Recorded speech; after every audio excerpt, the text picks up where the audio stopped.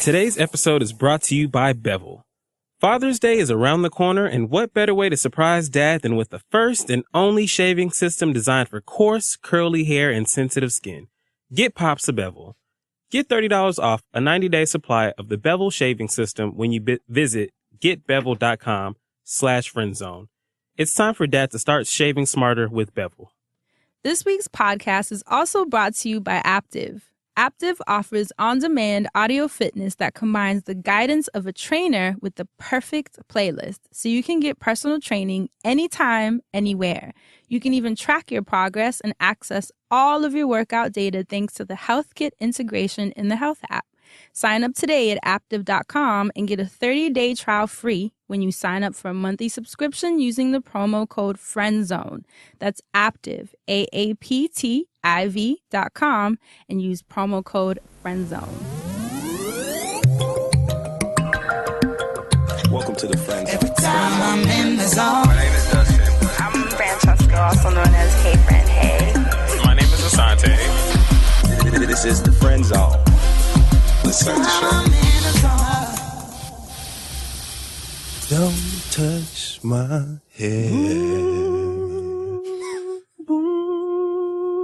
'cause it's the feeling, 'cause it's the feeling, 'cause it's the feeling, 'cause it's the feeling, 'cause it's the feeling, 'cause it's the feeling. Cause it's the feeling every day I walk out my house and I see something looks like a mouse in dirty ass New York City, or I'm in London. Yes, the street is international. I'm walking down, I don't know what time it is, cause the rhyme is all over the place, but my brain's not musty, cause the beatbox is crusty. No, that's not right, it's rusty, cause it got you bitches all cracking and creaking and squeaking and thinking y'all can underestimate me, cause I ride the beat in. I got my feet in, looking kinda fleeking. It don't matter, cause Dustin's going to freestyle and he's done beatboxing. Wow. Cause it's the feeling. Cause it's the feeling. Cause it's the feeling. Cause it's the feeling. Don't touch my hair. I wasn't gonna touch the shit. Everybody know it's ugly shit. And your hairdresser need to be whipped. And she need to take care of her kids. You see, I went up to the nasty ass salon and I said, God damn, this what you wasting our money on? You're always in my pocket asking me for help. Then you come home, look like you took your hair off the shelf. I'm tired and so is your wig heads. All their eyes closed and they look like they dead. All the hair is ashy and they look like a shed. That's wood and shingles on your head. Is you crazy? Lady, why are they playing you? And why you letting them just like they laying you out? And you look stout with your hair cut like that. They need to figure it out. Was they paying attention when they went to class, or was they just sitting around on the phone on their ass? Or was they on the internet supposed to be in class? Was they learning something or just really being trash? And that's why your hair look the way it do today. And that's probably why I'm gay. Ooh. Wow. And it's the feeling. Don't touch my, cause it's the feeling. Oh, you look, you know I got an R&B breakdown for that and everything, like, cause it's the, don't touch my hair. Give us a bridge. cause it's the feeling.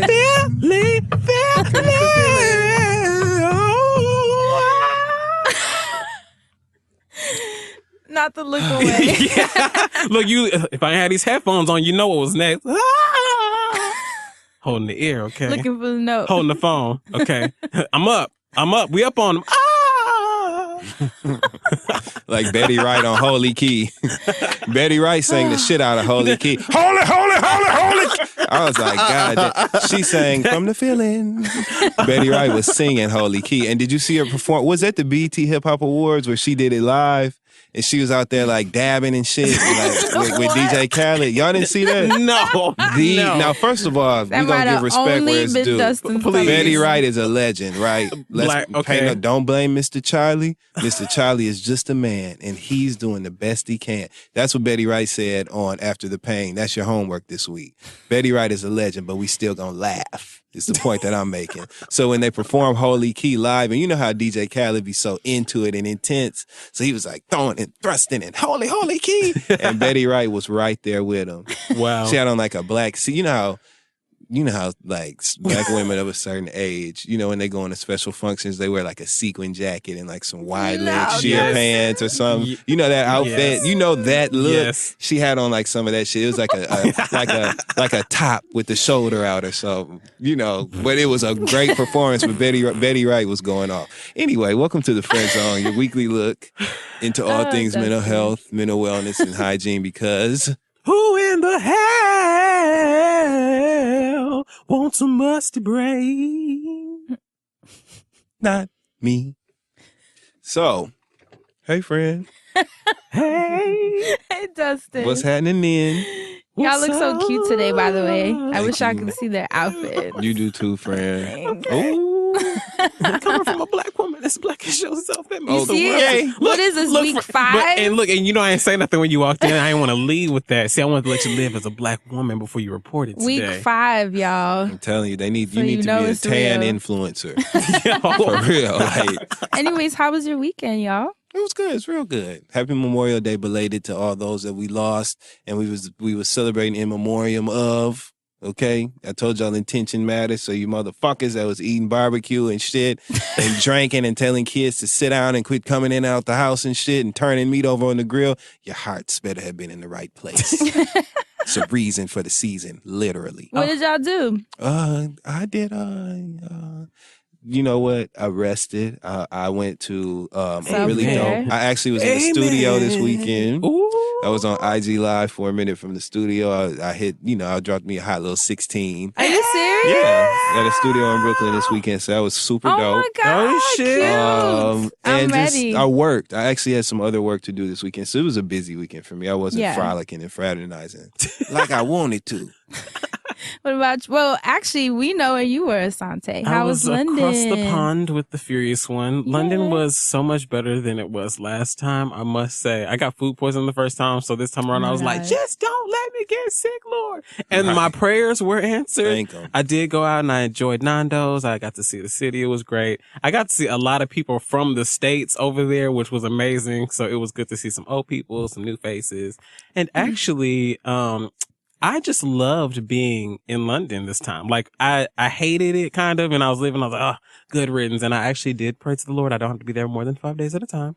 But it was just beautiful. Like, it was beautiful to just kind of be in that overcast weather. And it's always great to get out of the city as well. So I enjoyed myself.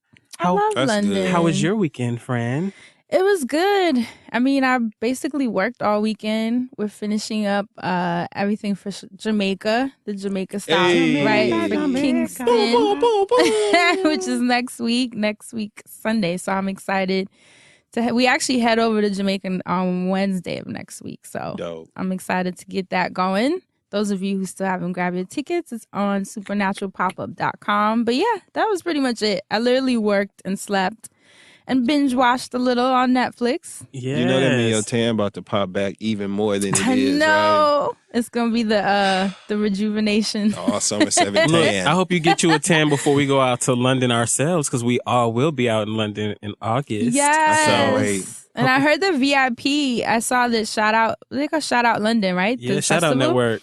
They tweeted that the VIP is sold out. Yep. Which is pretty awesome. Thank you guys for buying those tickets. So what's the website to the tickets? Do any of you guys know? Yeah, it's solivefestival.com. So solivefestival.com. Yay, can't wait to see you guys. London. Shout out London. And I'll be seeing some of y'all again. And if you got the green, bring it for me, if you know what I mean. Y'all ready to jump in? That's right. All right. So on last week's episode, we discussed Maslow's hierarchy of needs. And a lot of the psych students were like, you saw them? They was all like, That made me so happy. A lot of the psych students were really excited that we were basically discussing their curriculum. A lot of alumni were like, ooh, taking me back to school days. And then even a lot of people in the workforce were saying that they had been using Maslow's hierarchy in their management. So I thought in their management meetings. So I thought it was cool how across the board, everybody knew what this was about. So, as always, you guys had tons of things to say. Who stood out to you, Asante? I'm going to kick it to the listener and from the email, Jade. Hi, friend Dustin and Asante. I had to pause the episode to write this email to you because, like Fran, I'm really interested in psychology, so I'm definitely familiar with Maslow. My thought is that this theory assumes a separation of stages and a linear progression, neither of which are required to grow as a person.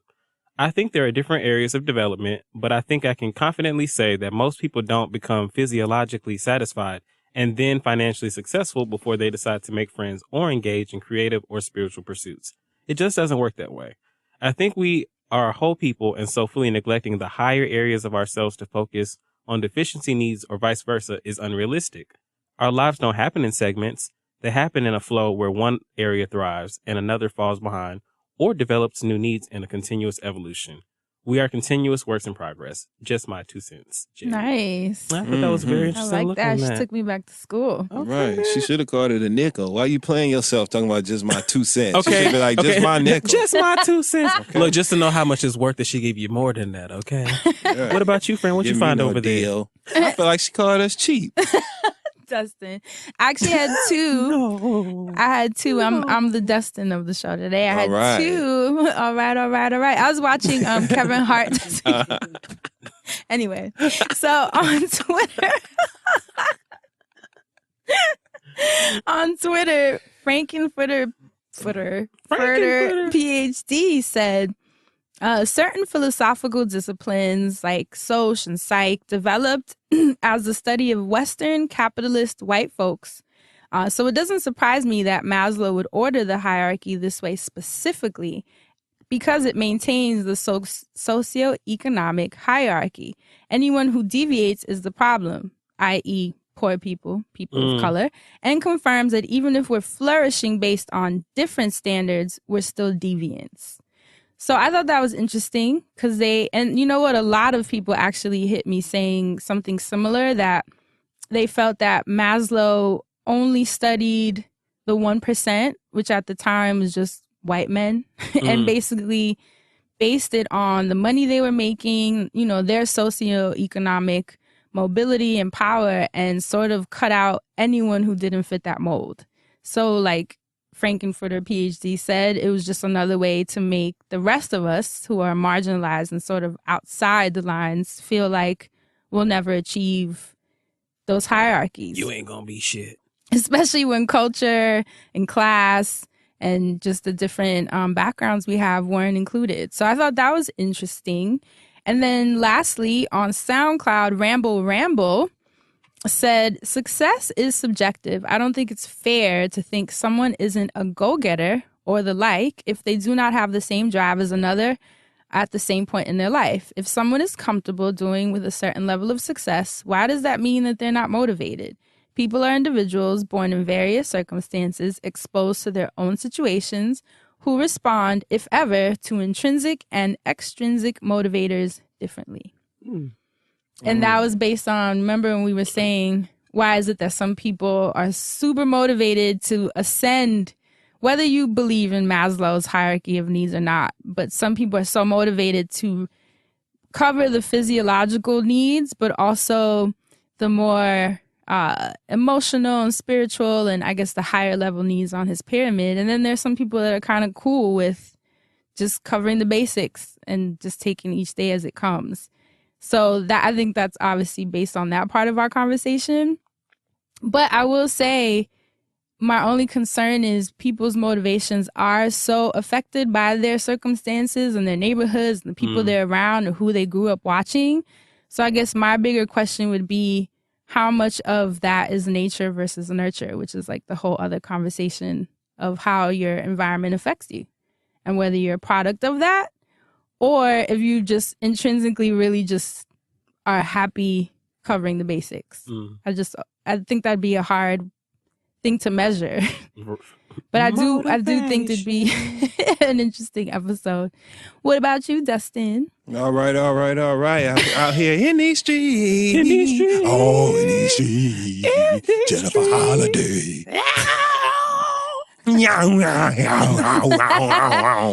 She's always eating the goddamn microphone. And she do like she always making that face. And you know too. what? She got that shit Aretha got on her spirit, that evil ass, haughtier, you know what I'm saying, haughtier than thou, holier than thou shit. She always want other singers to kiss her Ladies ass. and gentlemen, She does Aretha too? Franklin. Oh my God, yes. And everybody I feel like always I is so haven't seen her respectful enough. because she bodied She isn't Effie, here. like Aretha isn't here. literally and figuratively. But like Jennifer Holiday needs to be knocked down a peg or two. She getting above her raisin. Anyway. Well, her raisins in the sun. Back to My and God. now it's wrinkled. She another one looked like they took a lemon wedge, kosher salt, and the dirt devil to her butthole and just sucked the life out of her. That's what she looks. What a combo. She looked like somebody hung. She looked like somebody Disgusting. hung her. You know how you dry flowers out? She looked like somebody hung her up by the ankles upside down and just made sure she had food and water and shit and just dried her ass out. That's what she looks like now and got an attitude, got the nerve to be mean to people. I'll never forget she was singing on stage with Jennifer Hudson, and Jennifer Hudson was being so respectful at the BET Awards, and this was big Jennifer. Okay, being so nice and respectful. Like her star was really rising, and Jennifer Holiday was purposely singing over her, which she couldn't help but do because her voice is so overbearing. At this point, it's not even good no more. It's She just was loud singing and over grinding. J Hud. Yep. Jesus. I mean, like big presiding. You hear me? Yeah, the people not in the gonna make it, audience must have been blown out. My God. So anyway, I just want to give a shout out to All Things Real, True, and Authentic. And I just want to highlight why Jared Kushner's security clearance should be suspended. I just want to make note that he submitted a security clearance form that was false. Those security forms are known as SF86 forms. There are very, very detailed questions and very specific things on that form. One of the main reasons to have that form is for U.S. intelligence officials to figure out if you had contacts with foreign nationals or foreign agents. And Jared Kushner intentionally omitted his multiple meetings with the Russians, and he knew that that was a big issue. And the fact that it's not on his SF-86 security clearance form submission shows that he was trying to purposely mislead U.S. intelligence officials, and that's why his security clearance needs to be suspended, and he should be investigated and prosecuted. That's It's some his shit. It's some son-in-law. shit in the water. Yep. This is just... It's shit all over the place, but they've been doing like real deal illegal shit. And it's cute and funny. And Kellyanne Conway said that Jared Kushner trying to establish those back channel communication lines with Russia was just good business, normal business. She said that today with her eyes looking like a slot machine. So yeah, that happened today. Moving forward, I just had to get that out there because people need to know. You know what I'm saying? I need to know what's going on. I hope y'all niggas is paying attention because it's a lot of shit going on right now. Back to these Twitter streets. I want to give a shout out to actually Men's Health Magazine, who tweeted a link today for the 14 best no-show socks for men. And there's some great options on there. Random. I'm wearing some right now. As a guy, this is like like so finding you. a new bra for women that fits, that works with certain outfits that you need a certain kind for. Right. This like ours. And so, like, in a way, It's right? important. It is. It's something that you need to have. That is so, cute, though. shout I out to need Men's look Health that. Magazine. You Look see for my the little tweet. purple socks? It'll be on my timeline. I'm going to retweet it. I also want to give a shout out to the 100 8th graders who refused to pose with Paul Ryan during a DC trip and were quoted. These are 8th graders, right? Who were quoted as saying, "I don't want to be associated with him." 8th graders, yo. Out of the mouths of babes. If these babies get it and your dumb ass is still left behind like Samaya Reese. Now, on a petty note, let's drag Samaya Reese one time. Who's that? Exactly. Right. Exactly. So apparently there was a photo of Melania Trump wearing a $51,000 Dolce & Gabbana coat to a luncheon when she was working in the capacity of First Lady. Or whatever. And she wore it over there, and I don't know where the bitch was. She was not, I'm sorry, Lord, forgive me. Dr. Heavenly, I'm trying to stop too. Dr. Heavenly. But they imagine she listens. It's okay, bro. I know you working. But they anyway, so she wore this $51,000 coat at a luncheon recently, and everybody went up in an uproar because think about it, what that represents, right? Her doing that at a time when people are in such, economic despair, need the help, and they're cutting everybody's shit, all these billions and billions of dollars from funding for important things they're cutting, and she's cutting her kale salad with a $51,000 jacket on. she's only gonna wear one. Once. One of the and she don't even know how to say Gabbana anyway. She probably calls it Dolce and Gabby. But one of the websites, was it Baller Alert, something like that. They posted it on Instagram today, and Samaya Reese dumbass going to put in the comments because they did a side by side of the coat and then the coat being worn on the runway. Mm-hmm. Samaya Reese going to comment, but she killed that look the way she put it together. What the fuck are you talking about? And what does that help? And don't nobody give a damn what Melania Trump got on, especially you of all people who should have far better things to concentrate on. You done lost weight. They always say it. They lose this weight on the outside. Different on outside, same on inside. Everything that Nene Leakes said to Star Jones applies to Samaya Reese for leaving that comment out there and supporting the Trumps. In a way, dummy, we don't need to know that. Nobody needs to say how nice she looks. If you got something to say and people know who you are, make sure you're saying something that people need to hear. Like it don't make sense for her to have that expensive coat on going to eat when everybody's broke, including you, Samaya. Including her? My question is, what is that jacket made of? I mean, you said $51,000, and I'm thinking about $51,000. Like, what's somebody's it made salary out of? in one of the plants that closed in the Midwest. Yo, that's what it's made out of. Anyway, moving left and right along, I want to give a shout out to @I'mThePG. She says her name is Ashley, who tweeted a hilarious GIF with the lyrics "Use your heart and not your eyes," and it really looks like this little girl is singing the SWV song. Use your heart and not your eyes. All these tweets will be retweeted on my timeline from last night. Last tweet I want to give a shout out to @TrashQuavo and @Rodriguez the God, THAGOD, who tweeted, Trash Quavo tweeted, "Would y'all rock these?" And it's obviously these two slices of meat, but they literally look like running shoes. And so he said, "Would y'all rock these?" And I want to give a shout out to @Rodriguez the God, that's the with an A, who said, "Probably to a business meeting, MEATING. Yes. Hilarious, good-natured humor to lighten the mood. So much fun. You know I like to laugh. That's what it's all about. Go ahead, friend. So let's jump into this week's show. Y'all ready? One last tweet. I'm so sorry. No, but go this ahead. one I have to mention. Squeeze it in. Shout out to, shout out to my boy Jared @Official Smith. Who's a really talented singer, by the way, singer-songwriter. So check him out on all social platforms. But he's also fucking hilarious, so follow him on Twitter. He was in D.C. for one of the weekend festivities, and he tweeted, "Weekend mood," and it's a picture from back in the day of Todd, Candy, and Portia on better terms back in the day when they was cool. Oh, damn. And then you just look at the picture, and you think about all the things that have happened. Damn. Yeah, and the fact that this idiot gonna say weekend mood and he's on his way to go party all weekend long. Right. Sorry, that was funny. You know, Portia just dropped her podcast last week. Oh shit! Shout out to Portia's podcast. And one of the parts her and her sister, they keep saying that "eat your pussy till you come" part or some shit like her that. New tagline for season 10. No, it's not. Like she was like, her sister was like, so when she said, she's like, "I don't even talk like that." Like you did that night. You spoke up. Well. Okay. Don't use that tagline. Right. Oh yeah, you're right. I thought the episode was almost over. The hot topic. Let's get to it. So I have a question for you. What was the last show and when That made me cry. that you binged? You binge watched. The fact that y'all pretending to think this hard. I was gonna say chewing gum, but I feel like that was so short. Do porn That count? I binged. He said, "Do porn count?" Porn don't count? Okay, well, the last show that I binge watched was actually, I didn't watch the whole thing, but I watched a lot of, what's the show? Broad City. Oh, Broad City. Yeah. Oh, Broad that's City. on Hulu, right? Well, I don't know what Comedy on the Central. actual channel.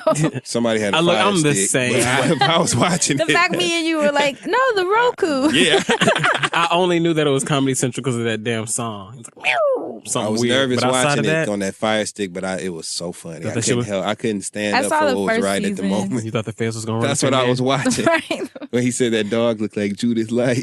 Oh yeah, I saw when you tweeted about that. and He serious. is so Yo, funny. Hannibal was right in his He is lane there. so funny. Oh my God, that show is hilarious. But that's what it was. What for me. about you? Chewing gum. Chewing gum? Yeah. Okay. So why do I ask? Oh, but what was the last show I binge watched? Yeah. The OA. No, you know what? There's a show Greenleaf. called... Hey, man. No, I actually have to catch up. Is it over?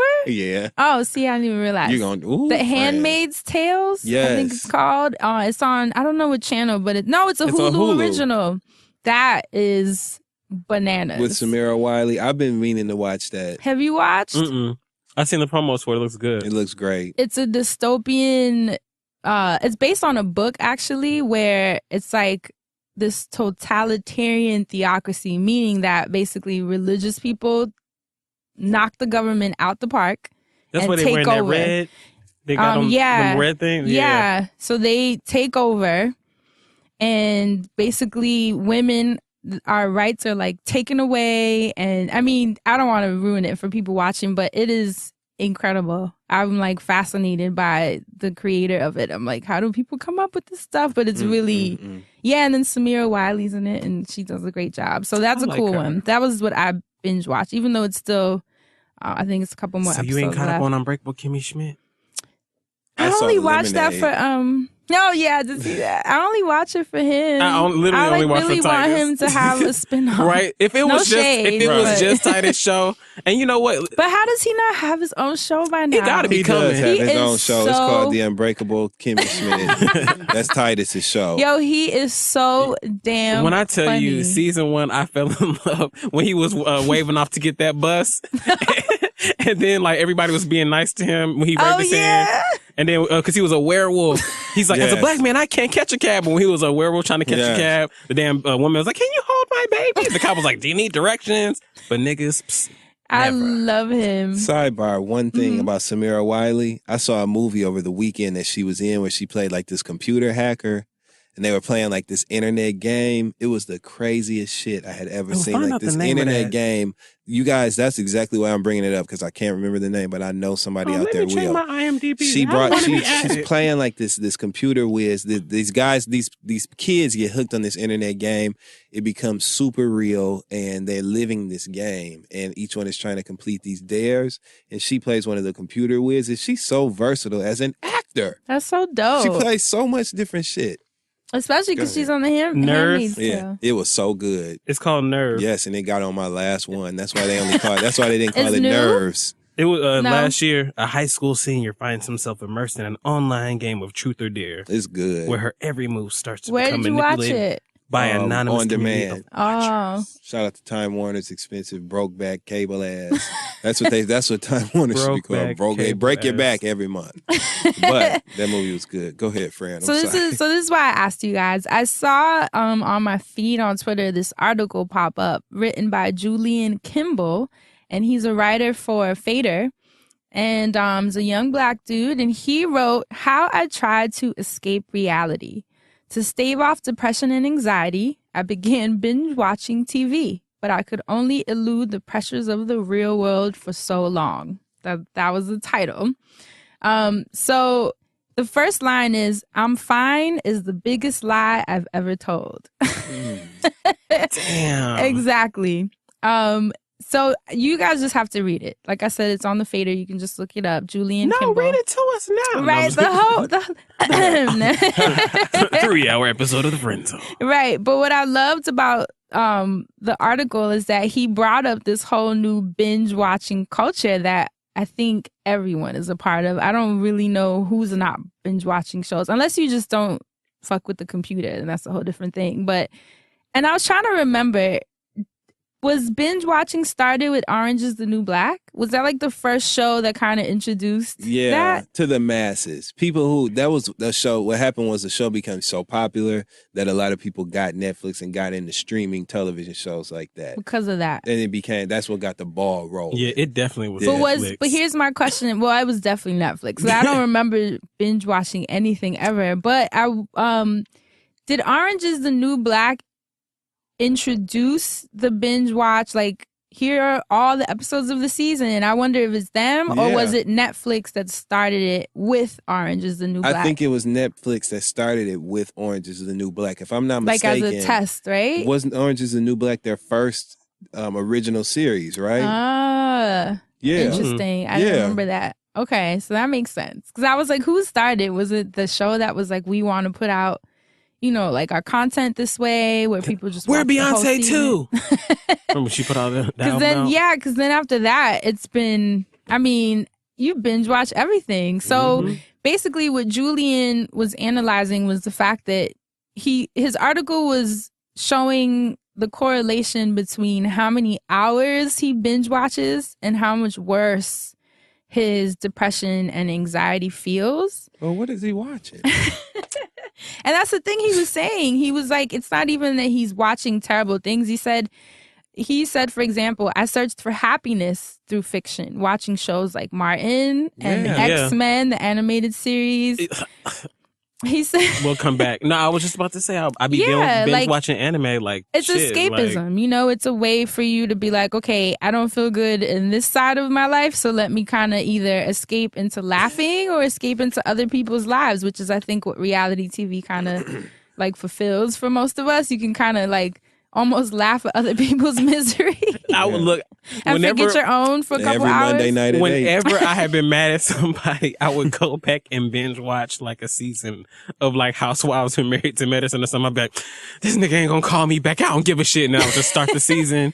I'm glad you said that, because now I want to ask y'all, with the way Julian presented this article, I'm curious, do you see that a correlation between your stress levels and how much you binge watch a series or movies? When you initially asked this question, I was like, I don't know. Like, I just be getting high watching shit. What's this have to do with anything? But when you say cartoons, like X-Men specifically, I started binge watching Naruto. Yeah, I remember. When it was cold outside and I was like, all right, seasonal defective disorder is about to hit. Let me just curl up at home and watch some TV. So I would just binge watch anime or revisit old seasons of shit. And that would like be part of my routine. I would have my regular stuff or substitute the regular stuff that I wasn't feeling like doing at the time with binge watching things. So it was just kind of like an escape. Like it could have been me watching a bunch of Naruto or going back and watching Housewives of New York, just trying to see, like, let me see what these white women doing this week. Or just trying to wait till something ends. Like now I think I'm going to go back and try to watch Scandal after they've had their final season. And I think some of it correlates to the season's ending. Like it's kind of depressing. Like you've lost your characters and stuff. Like when you binge watch a whole series and it's over, you don't have that story as part of your thing no more. So you have to kind of go back to living whatever you were escaping from your before real anyway. Life. Right. Yeah. Right. And that's actually how he ends the article. He says, yes, the world issues. Wait, hold on. He says, after all, life still continues at the end of every season. And the beat goes on. Right. What about you, Dustin? Have you seen a correlation between when you binge? No, I think that when people aren't doing well, they usually have time on their hands. And so what better to do than binge watch something? I think that's the correlation. Like I'm depressed because I have time on my hands or I can't find a job or something like that. But the internet is on, so let me just watch, binge watch something. I don't think that, let's be clear, you're binge watching something that was created to entertain. Right. You know what I'm saying? Something that was created to make you find a sense of enjoyment some way from consuming this. So I don't think that the concept of binge watching something, evokes depression or whatever. Mm-hmm. I just think that a lot of times when shit isn't going right and you have a lot of time on your hands, you just binge watch stuff. Like Asante just said, the season's changing. That's a trigger for him. So he chooses to stay in the crib and binge watch something. So at that time, if someone had sent you the survey, you know what I'm saying? And you had to be truthfully honest, you would have just said, no, I'm actually not doing good while I'm binge watching this shit. But it wasn't because you were binge watching. It was because you was binge watching because you weren't doing okay. Well, right. And he also says binge watching on its surface isn't unhealthy. Mm-hmm. It does, however, become harmful when it treads towards complete evasion. When you're basically ignoring everything that's happening in your real life. And he says you submerge yourself in these plot twists and the details of other people's realities as a way to elude your own. So he said it's fleeting. That's the thing. It's a fleeting high. Like you said, Absolutely. Once it ends, then you're like, I need another Right. show. It's like, oh, there ain't no What episodes left. This is some bull swing. Man, Right. I'm telling you, this is lipstick on a pig. He dressing all this shit up. That ain't none of that. That's called paying attention. That's what that is. Of course, you immersed yourself and you're feeling it. You're paying attention. And then you know how It's good. Netflix sends out that prompt, like, are you there? Are you still Are there? you still watching? To remind you that you've been on this shit for a while. Look, and the nerve of me to go through Netflix's settings and try to figure out how to turn that shit off. No, It's like, you I'm said- watching Netflix. Don't judge me. Y'all got to pay Damn. attention to what's going on. That's somebody petty that made that for the people that's cheating. The people that's doing Netflix and chilling Oh and my cheating. God. That's your reminder to check your phone. Look at the time. Where you supposed to be. That's your reminder. God, I'm telling you. Well, I man. need But to turn that off. his article got me wondering, like, you know, because binge watching, I think Orange is the New Black came out, 2 years ago, if I'm correct? Yeah, The 2 or first 3. season? 2 or 3 years ago. Yeah. So, you know, I'm assuming that's sort of the time frame for us to even be measured, like, of the long-term effects. Right. So obviously, his article got me looking up different studies to see if I could find anything. I knew there weren't going to be any studies that have conclusions at this point. It might not be enough time. But I did find tons of studies on the American Public Health Association. They had like a meeting in Chicago, actually like a year or two back, and they identified maybe 400 to 500 people and kind of just tested them out as their test group.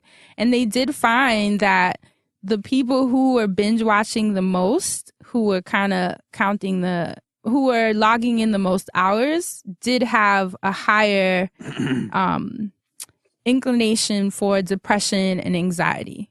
And they were more prone to it, So they did see a correlation. But the question was, in the study that I found in the University of Toledo, that was one that kind of stood out to me. They were saying, is it because, kind of like Dustin was asking, when you're depressed and anxious, you are going to go more towards escapism, so you're more likely and more inclined to binge watch a show than a person who is, you know, in a different headspace, different state of mind, kind of like running around doing all these different things? Or is the binge watching itself, once it kind of like pulls you in, does that create an environment of depression and anxiety? This guy is a writer. No, this is a study. Oh, this is the study? Yeah, this is a study that I found from the University of Toledo that was actually presented at the American Public Health Association. So it What was did like they a do big. before all that? Did they have like dreams of being a screenwriter and it didn't work out? And so now they like, fuck you TV, think that shit will kill you. And watching all of it at once will fuck you up even worse. Is So that you what's think going on? you think they're biased? Yeah, I'm because like, of this don't dreams make- deferred. Yeah, these people making all this money now off streaming. These people getting jobs and shit on these shows, taking off, you know, and now here they come. I mean, look, the research that they obviously, like they said, they haven't come to a conclusion, but they are following with the Yeah. test group, and they're saying the link between binge watching hours of television and higher levels of anxiety, depression, and stress. There's an absolute link, and they're saying that it's a correlation. I will say this. I have been doing a lot better in a lot of areas of my life over the past few months that I have for a very long time. I've also have not really been binge watching a whole lot. So I will just say that. Like me even thinking that chewing gum, I had to think about that, but chewing gum was like really only 30 minutes an episode, and it was like 6 episodes. So that wasn't on a scale of like when I would watch an Unbreakable Kimmy Schmidt, which is like 12 episodes a season, or House of Cards, and those episodes are each Or an like hour an hour, each. yeah. Right. Because, you know, people It's would like finish those and like 13 episodes. people would have write-ups on that the full next day. It's like, it just came up. How did you do that? It's like, well, you binge know what watch. else though? Now that I'm thinking about this, I'm really thinking about this, right? Sometimes when you do binge watch stuff, you kind of get lost in your thoughts sometimes. You see something on the show that triggers your thoughts about something else or something you identify with or remember, and it might bring up some really bad or harsh memories. Because again, you could be binge watching anything, a drama, documentaries, yeah. whatever. So maybe these people were triggered. I mean, when you binge watch something, naturally your mind will drift over the course of 18 hours plus bathroom breaks, phone calls, work, all that kind of shit. So like naturally your mind will drift. But I think that may contribute to this because I just can't see how binge watching stuff is depressing. Like it just don't It's not make that it's sense. depressing. I'm trying to, when I was reading it, I was trying to process it because a lot of people in the comments and just the conversation that Julian started I thought it was interesting because a lot of people agreed with Dustin. What I will say though is I don't think the binge watching itself is the problem. It's similar to this other study I saw that came out this week that said, or last week, that was saying that children that spend more time on their iPads, they have more developmental delays. Now, from my understanding, obviously this is my opinion, I don't think you can blame the iPad or that it's something happening between the kid and the iPad. I mean, I'm sure scientifically there's something, but it's just that the more time the kid is on the iPad, the less time you're speaking to the kid. Yes. Right. The less time you are stimulating him with conversation and, you know, a lot of the things that kids watch is just like cartoons. And don't get me wrong, you learn a lot with those cartoons like Yo Gabba Gabba. And when I see my godson, he's learning words, he's doing yoga, you know, so it's not all bad. But it's if you have your kids just like playing mindless games all day, you know, I guess you have to be mindful. But like I was saying, that kind of correlates back in my mind to binge watching. It's not the binge watching itself. It's not the computer. It's not the iPad. It's what is not happening because this is happening. Absolutely. And so even if you are already depressed, and this is a form of escapism, it's a moment that you're not being present to deal with whatever is bothering you. So you're just kind of like putting it off. And then the more you put it off, the worse it's going to get. Even if it doesn't get worse, it's not getting better. So this is another 2-3 weeks, month, years passing of you still internalizing these problems you have and just finding the next season of Chewing Gum or Unbreakable Kimmy Schmidt to kind of keep you in this other life that has nothing to do with yours. So I think that I can understand the correlation with that. You know what I mean? It's not the shows. It's not Titus. Right. It's not like it ain't Naruto shit. Yeah, you can't blame any of that. Some of them, they make me cry. But, you know, to me, I think that to me is the biggest link between the two. Now, does binge watching create depression? I don't know if I would say it creates it. I will say it might kind of maybe take you out of your schedule. Because that's happened to me where I've had shit to do or shit I wanted to do. And then I get so wrapped up in like a documentary like The Keepers, which I started watching. I'm not leaving.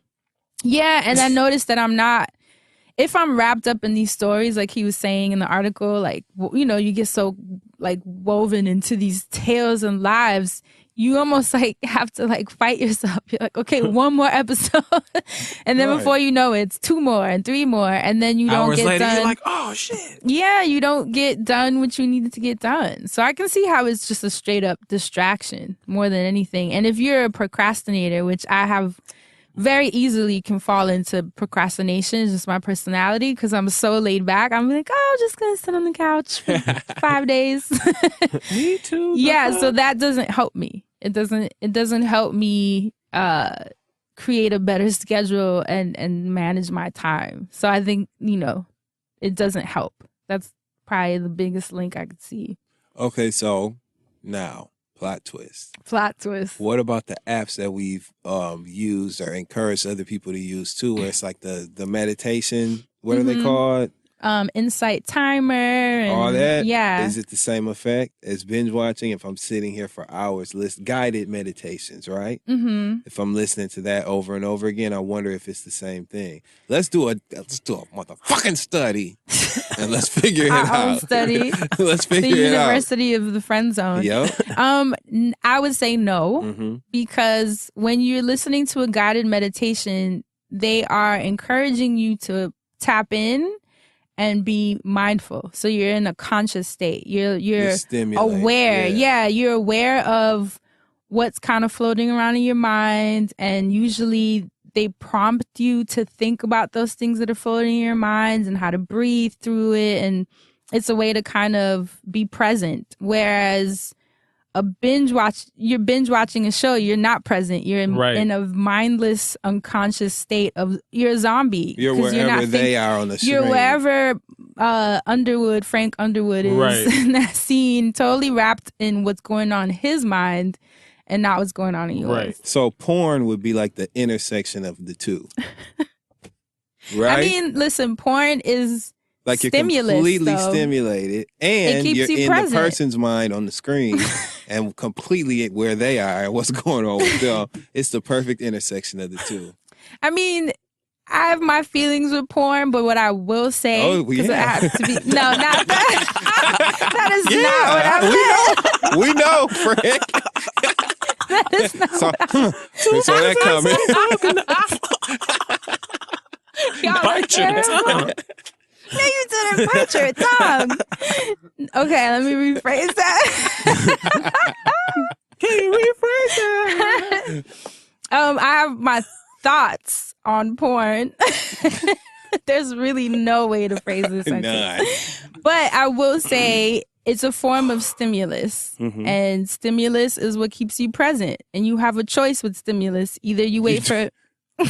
You have a few choices. Either you wait for a stimulus in the form of pain, where depression will... No, Dustin. Yeah, look, that's called edging, friend. Oh, no, baby. What is you doing?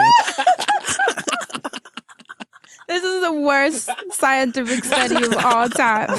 I'm so sorry, friend. Go ahead and get it out. I'm so sorry. Go ahead, y'all. Go ahead and get it out. No, it's a way to be present, and you have a choice. Either be present by your depression getting so bad that pain snatches you back into reality, or you create daily ways to be present.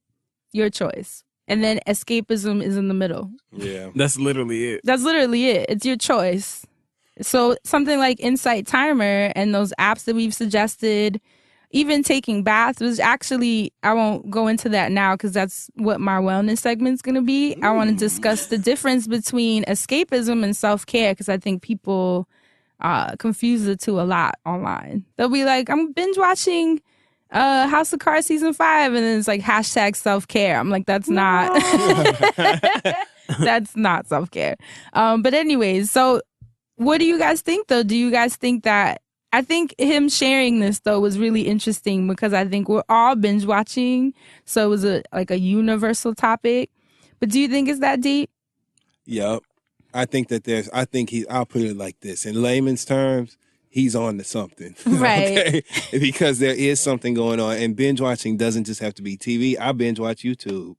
I mean, yeah. I watch YouTube while I do everything, shaving my head, cleaning up my Really? body. What do you watch? Like all kinds of stuff. Show reviews. I watch, I'm a roller coaster and theme park junkie. So I've watched, prime example. I'm at work today. Cedar Point Shores is a water park that just opened up at Cedar Point, which is like the Karen Huger of amusement parks. If the amusement parks were on the Real Housewives of Potomac. But anyway, it's the grand dame of amusement parks. And they just opened a new water park called Cedar Point Shores. And today, I was literally watching random people, videos with 13 views. That like people posting their experience. That have literally just really cut the camera on and walked through the new water park because it felt like I was there and I was able to really get funny. to You dig really deep love and see it. amusement parks. Yeah. So I binge watch that kind of shit. You know what I mean? Okay. But I need to stop. Because I do stop thinking about what I'm watching and start thinking about everything that bothers me. I start hearing that music that's playing before Sorry comes on the Lemonade movie. You know, that chime, that ding, ding, ding, ding, ding, ding, ding. I start hearing that and thinking about, I wonder if I'm supposed to be around here. I believe that he's on to something. Right. And he also mentioned the news cycle that's happening right now with our administration and how it can make it's making all of us look for escapism even more because it's too much. We're literally being assaulted mentally, emotionally, spiritually, all day long. I'm not even going to say his name because it's triggering, but all day long, it's something new. It's something scary. It's something overwhelming. And the fact that I think we only know 10% of what's actually happening is even scarier. So he was bringing that up too. He was saying, the stranglehold over the news cycle on this continuous loop of torture porn, which I thought was a good way to explain it. It can be a struggle to disengage completely. And then he also mentioned just being a black man, you know, on a daily basis, period. Yeah. Oh, shit. Yeah, that so he just... was binge watching in living color. I mean, he did say Martin. Living single and shit, yeah. But he was saying, you know, even that... They live in color, single. The feelings of despair and what I liked was he said... when straining to be conscious of everything purees the psyche, sometimes the best way to manage constant unease is by keeping a distance. Wow. And that's where he's like, it's so easy to just get sucked into this binge watching culture. So he's a preacher. But I will say too, you know, it also does depend, I think, on what you're watching. Because I watch a lot of amazing documentaries too on Netflix. I've learned a lot on Netflix. Like, everything ranging from like those Nat Geo specials about the, you know, like animals. You different, friend. I mean, nothing against you or anything, but you know, the most of us are binge watching like 24 and I mean, 24 Peaky is Blinders amazing. and all that. Like, well, I don't watch Peaky Blinders. I'm just naming some damn What you shows. see. But I did watch 24. Right. But it's just like when you have those types of shows that you watch, and none of those can even be bad. It's like this entertainment. Sometimes by episode like 2 or 3. You're like an autopilot. Like, you just know that you're part of the story. But when you're watching documentaries and stuff like that, I feel like there's something of different nutritional value every time you watch. Mm-hmm. Unless you're like in entertainment and you're watching shows for storylines and things like that, looking for those sorts of things. You might just be getting sucked into what you don't realize is you losing time to be working on yourself. And that's why when you're binge watching stuff, you're literally just setting yourself up to lose yourself. Right. Like, you're immersing yourself. But then you come out of it and you've missed, you know, everything what's going on in the real world. You've missed the whole weekend. So explain them things on the treadmill where you can watch all them shows. Because that's how I started watching Love and Hip Hop New York, full disclosure. So how long are you going to be on the treadmill, though? You're not going to be on for every episode. I'm trying to get right. Summer 17. If you're going to make it that long, then that's actually helping you out because you're not watching. Because I'm doing something. Because you're motivated to watch. Like, you have to do something to your body to get it going. Unless you're just watching what? it. The funny part is that that's actually what my wellness segment is today. I'm just going to show Look, and it started. It totally but is. You know I was what? going to say, let's do a swap. You know? and you know what? You about to give us, like, this is how I came into ninja training. Like, I was like, all right, you know what? Naruto's actually a good ass show. I would watch, like, 20 fucking episodes at a time. And then I was realizing you're not retaining a lot of every episode. So, if you can go to the gym, get high, get these things together, you can watch you a couple episodes of Naruto. And I was breaking it all up since I had it all together. Like a treat. Way. Right. Yeah. Because I knew it was going to come to the end and I wanted to stretch it. Yeah. And I think, to me, I think it's all moderation too. I personally don't think escapism or binge watching is necessarily bad. I do think it's bad if it's stopping you from getting shit done, and that goes for anything, even a relationship, friendships, partying. It's not just binge watching, right? Any kind of distraction that kind of like deviates you from your plan. So T.I. was right. What did he say? No, T.I. was not right. He said Tiny was a distraction to him being successful, basically, on the Angie Martinez show. And everybody went the fuck off. Like, nigga, she went to jail. She took a charge for you. And you talking about she was a distraction? So on the show, he had bought her a car or whatever, like saying, I'm sorry, but I still don't want you.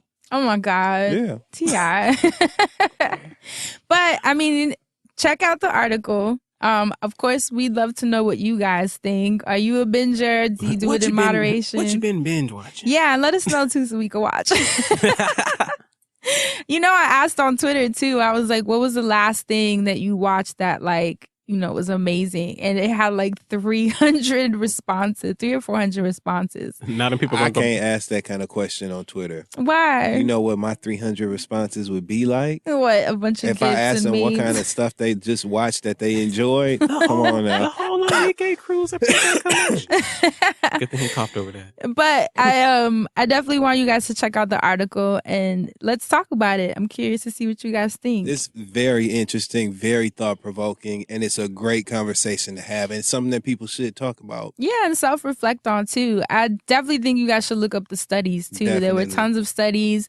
I'm definitely going to be following them just because I'm curious of what the results are going to be, the conclusions from all the studies and people's brain scans and what chemicals are like shifting in people's brain health. Just, I mean, that's the thing. We're getting stimulated in so many ways now in this digital age, And whether it's good or bad. what they had going on too. I need Before? some data. Yeah. Like, Oh, I don't know you what mean those the scientists? Them. Oh. Thank you, friend. See, I was talking Justin about done the people they created a whole tested. different study. But friend, keep being my third eye. Check their ass too. Where y'all come from? Do you think you can binge listen to music? You know what? I thought about that. I thought how often I use music as escapism. Because I definitely do. There are times where if I don't feel well, my reflex is to play a song. It's like the dopamine, which we've talked about. Right. We've talked about the dopamine high and just how you need that quick fix of like a chemical to release to kind of calm you. You know, people obviously have different ways to find the calm. Our grandparents taught us that. Like, you know, when you get the church man, like, be quiet and just reaching the purse something sweet to shut you up. It's like dopamine high. No. Maybe. You just play a little song, get you going back. I can see how sugar, because it's emotional eating. Right. Yeah. I mean, the dice roll with that theory is whether or not your grandparents had good candy. Oh, you know what the most good candy was. Only got mints and shit. Butterscotch. Well, I like them church mints, the ones that melted in your mouth. Where like the Reese's at? Oh, no. She where the Fitz Fun Size Snickers? She kept them little strawberry candies. Original. I do like the Werther's is I be feeling like such a little old man when so good. Werther's. So good. And I always chew it because I can't wait. They need like a Werther's restaurant or something. But like I trust Werther's to like make good food or good desserts so and shit. I don't know. So desserts, hopefully yes. you found this conversation helpful in some way. And, you know, we're always prompting you to self-reflect in some way. So with that being said, let's jump into this week's wellness segment. And I just coughed, so you know it's about to be on key. Give it to him. Well. So, actually, so I was looking up ways to, because this is the thing, we focus so much on the things that are distracting us from feeling better, but you very rarely hear conversations on ways to actually feel better. You know what I mean? It's always like, this is why you don't feel good, but how do we fix it? So what's the, how do you rewire your brain so that you can stop binge watching if that is a problem, and stop, weaving your life into the lives of reality stars because their life is worse, and it kind of makes you feel better about your life in some twisted, toxic way. Right. So I started looking up articles, of course, and I started reading up on neuroplasticity. It's an what? You can get plastic surgery on your no. It's an umbrella term referring to the ability of your brain to He is so stupid. You can get Botox in the neurons? So Why are people doing that? I mean, are you surprised? I would not be surprised. I gotta take it too far. No, but neuroplasticity is an umbrella term referring to the ability of your brain to reorganize itself, both physically and functionally throughout your life, due to your environment, behavior, thinking, and emotions. So it's basically a way to change your brain. And there's so many studies on how to do that. Now, obviously, it goes way deeper than that. There's so many layers. But when I was reading this article that I do want you guys to look up, and I even think we should do an episode on it, it's the 10 fundamental ways of rewiring your brain. And it gives you, it gives you 10 steps. So definitely you should do an episode on that. Maybe that'll be next week's. But the first step, even just the first one, definitely was like, whoa, it kind of like clicked in my brain immediately, where it says change is mostly limited to those situations in which the brain is in the mood for it. So it says if you are alert, on the ball, engaged, motivated, ready for action, what happens is that the brain releases neurochemicals necessary to enable brain change. But when you're disengaged, inattentive, distracted, or doing something without thinking that requires no real effort, your neuroplastic switches are turned off. So I think that's the issue. Once you look at it from a scientific perspective, you're disengaged when you're binge watching. So the neural plastic switches that could be helping you not feel this way are off. Too. Yeah, they're off. They're disengaged or they're disabled. They've been deactivated. So that scientifically, I think, is the biggest issue, is that you're not creating an environment for yourself where change for this depression and anxiety could even be created.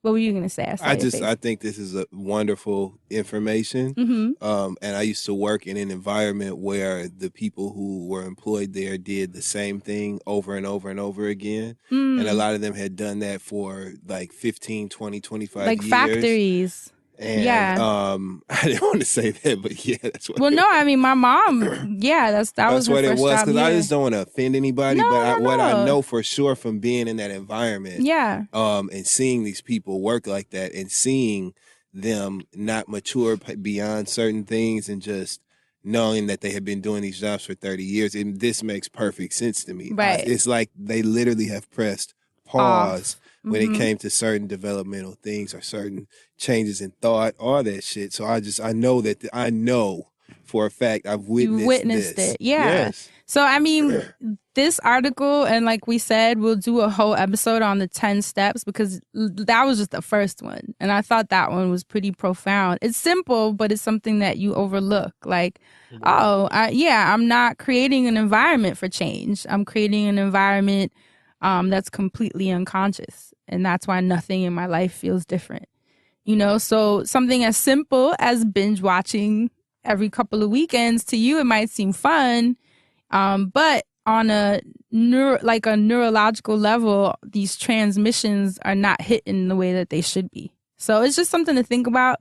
We'll definitely dissect that further. But what I did, that's why I was like so interesting that you were saying about being on the treadmill watching The Housewives, is because I think maybe we should do some kind of 30-day challenge just to see if our brains rewire in some way. And yeah, I mean, the best way, when people always ask me, well, what's your source for this, X, Y, and Z? I'm my source.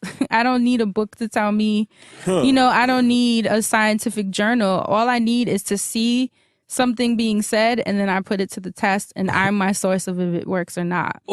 So I think, with this information, it's so valuable because it's a key and it's a code, a light code, and you decide to engage it or not. Yeah. So I think it'd be exciting for us to crack a code. Like, let's see if this is it. Is this a way to rewire our brains? So I think we're all binge watching. Escapism, I don't necessarily think it's a problem. I think we need it. I think it's healthy. Sometimes it's too much going on. You know what I mean? You need to laugh. You need to watch a funny story or a crazy movie, But I think you should equally be stimulating your brain to not fully disengage either. So give yourself the best of both worlds so that you're still getting shit done and still having fun escaping, when you feel like it. So I think we should do like a swap. That should be the 30-day challenge, where for every episode you binge watch and turning off your switch, your neurotransmissions, you should also do something that turns it back on, though. Whether it's, I'm going to watch one episode and then I'm going to run, as a swap, I'm going to run for 30 minutes. I thought you was going to say, and then I'm going to run numbers. Like, I'm going to watch one episode and I'm going to go pay for illegal gambling. Sounds like my grandma's schedule. But no, you know what I'm saying? Like, to create that. Let's create those environments then. Like, watch House of Cards. But, like, what else are you doing, though? If it's 13 episodes, there needs to be 13 times that your brain switches turn on, too. Yep. And so aside from running, I'm trying to think, like, what are other healthy ways? Obviously, even just creating, it doesn't have to be, like, this, daunting thing. It could also even be creating your schedule for the week. I mean, that keeps you present so that you can be like, what does my week look like? What do I want it to feel like? What needs to get accomplished to push me even an inch further into what I'm trying to manifest? You know what I mean? Creating your schedule for the week, I think, could be a swap for an episode. I agree. Do you have any other examples? That way you won't now binge implies that you're over consuming. Right. So maybe then you can adjust that. Mm-hmm. Just challenge yourself. Instead of sitting here and watching 6 episodes, watch 3 and take your ass to the mall and go walking. You know what I'm saying? Walk around your neighborhood. You know what I mean? I mean, that's like a good swap. That's a swap. Yep. That's a good start. If you want to watch an episode, then walk around the block or around Low your impact, neighborhood. depending on your neighborhood, because you might have to move a little faster on some blocks. You know what I'm saying? Or how about jumping rope? That's one of my favorite things in the world. So make yourself, let's say the episode is 20 minutes, so jump rope for 20 minutes. Mm-hmm. You know what I mean? Like, let's make this healthy. And I agree. Yeah. I think it's a cool 30-day challenge. Do you want as a couple... Mm-hmm. Oh, God, I already know where this is going. You can turn Netflix and chill into Netflix and thrill. You know what I'm saying? 30 minutes here, 30 minutes there. I mean, you know Bend what? down, 30 minutes here, 30 minutes there. You know. I'm not mad at that. That's exercise. You're sweat. You're getting a good sweat. You know what I mean? Your heart rate is going up. Where they at. You know what I'm saying? Including your partner. Listen. So back to over consuming and all of that. Back. When I had to meet myself where I was before when I was first starting my fitness journey. So a solo vid. No, that's why. That's my last dirty joke. Sorry, y'all. I don't want to laugh to encourage you. But you want to laugh. Can you woo?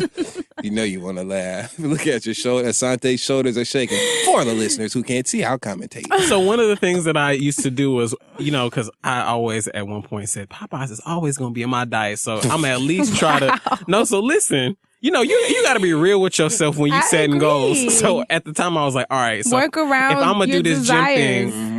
gym thing, and I'm not going to completely change my diet, let me cut down and cut back on some things to start out. And it was making things easier. So I'd be like, let me get a 5-piece or a 3-piece instead of the 5-piece this week. Or hey, listen, the week baby steps. after doing that for some months, I'd be like, all right, well, let me go to the Naked Chicken or something like that. But by then, I'm not going to eat Popeyes no more. By then. The Naked Chicken? Yeah, they got some healthy options in there. But if I can't have what I want out there, I don't really want to go. Yeah. Will they take off the skin? It's like, it's just seasoned on the outside. And they look like little somethings. I don't know. I ain't do that. I just said I'm just not going to eat here. I'll just, get some better options. Well, that's olive oils. That ain't Popeye. And I've been doing that with, I'm so mad at you. I've been doing that with shopping to try to stop my consumption and like this whole fast fashion culture of like, with factories. I need it now. Yeah, I need it now, and then throwing it out, it doesn't last. And just capitalism. I'm really trying to be a better person. But what I've been doing is if I buy something new, I will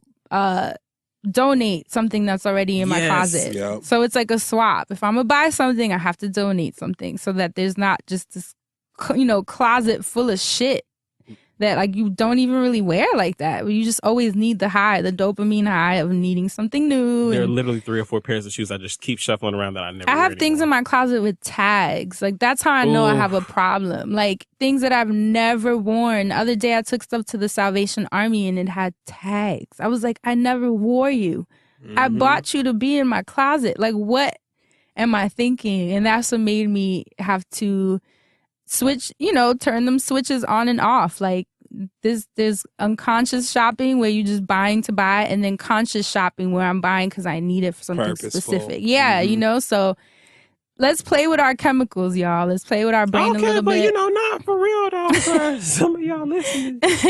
No, but really, like I think this is the best way to combat it, because I'm not gonna sit here and be like, just stop watching these shows and you're distracted and we have things to do. We're trying to save the world. I don't think that's very realistic. Right. There's a lot of good TV. That's just the reality of it. Like there's a lot of good shit that's out right now. And I like to shop. And we like to shop. We like to look good, and we like to shop. Yeah, I mean it's a form of expression. I will say that. It expresses how you feel, your personality, your different moods. It's great, but I do think there's a more conscious way to do that too, which is what I'm trying to be mindful of. Never knowing what you might roll up on. You know what I'm saying? And just looking cute. Of course. Basic fundamentals. Right. But you just never know if you're going to find that one piece, and it makes you just want to go shopping. Because when you find it, ooh. But we kind of gave you guys a little bit of ideas go for a run, go for a walk. Go to the mall. Dustin said, Netflix and thrills. What else? What are a couple more things? Writing out your schedule for the week. If you're doing something bad, just do it a little bit less until you just don't want to do it no more. I mean, that too. I mean, because that's really how I've been looking at my diet. Like you did with Popeyes, yeah. Little by little. I have not eaten Popeyes and wow, I'm not going to say that out loud. People and you know what I always tell people when people ask, like, how do I eat healthier?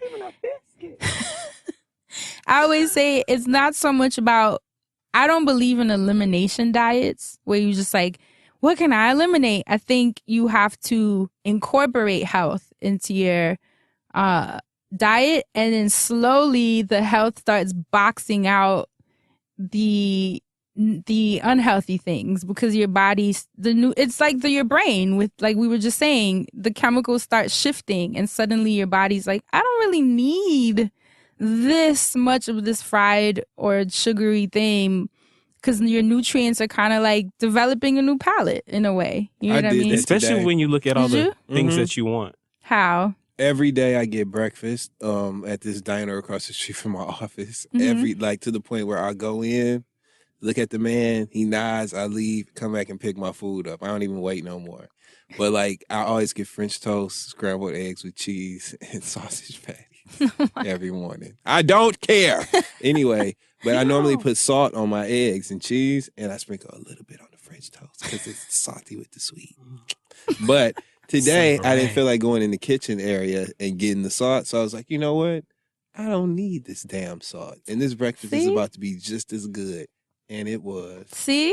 And now you just eliminated sodium, at least a little bit of sodium in your diet. So, I mean, do that sometimes with hot sauce. Baby steps. Harris steps. I don't get how people eat hot sauce. Ooh, I could put hot sauce in salad and it makes everything you eat taste like hot sauce. Why do you want to taste that? I agree don't with get Fran. it. Where's your seasoning? Plus, it's not fun. That shit burning. This is spicy. Can I enjoy my food? Oh, I love a good spicy something. Why do you want something. everything you eat to taste the same? It don't all taste the same when it's spicy.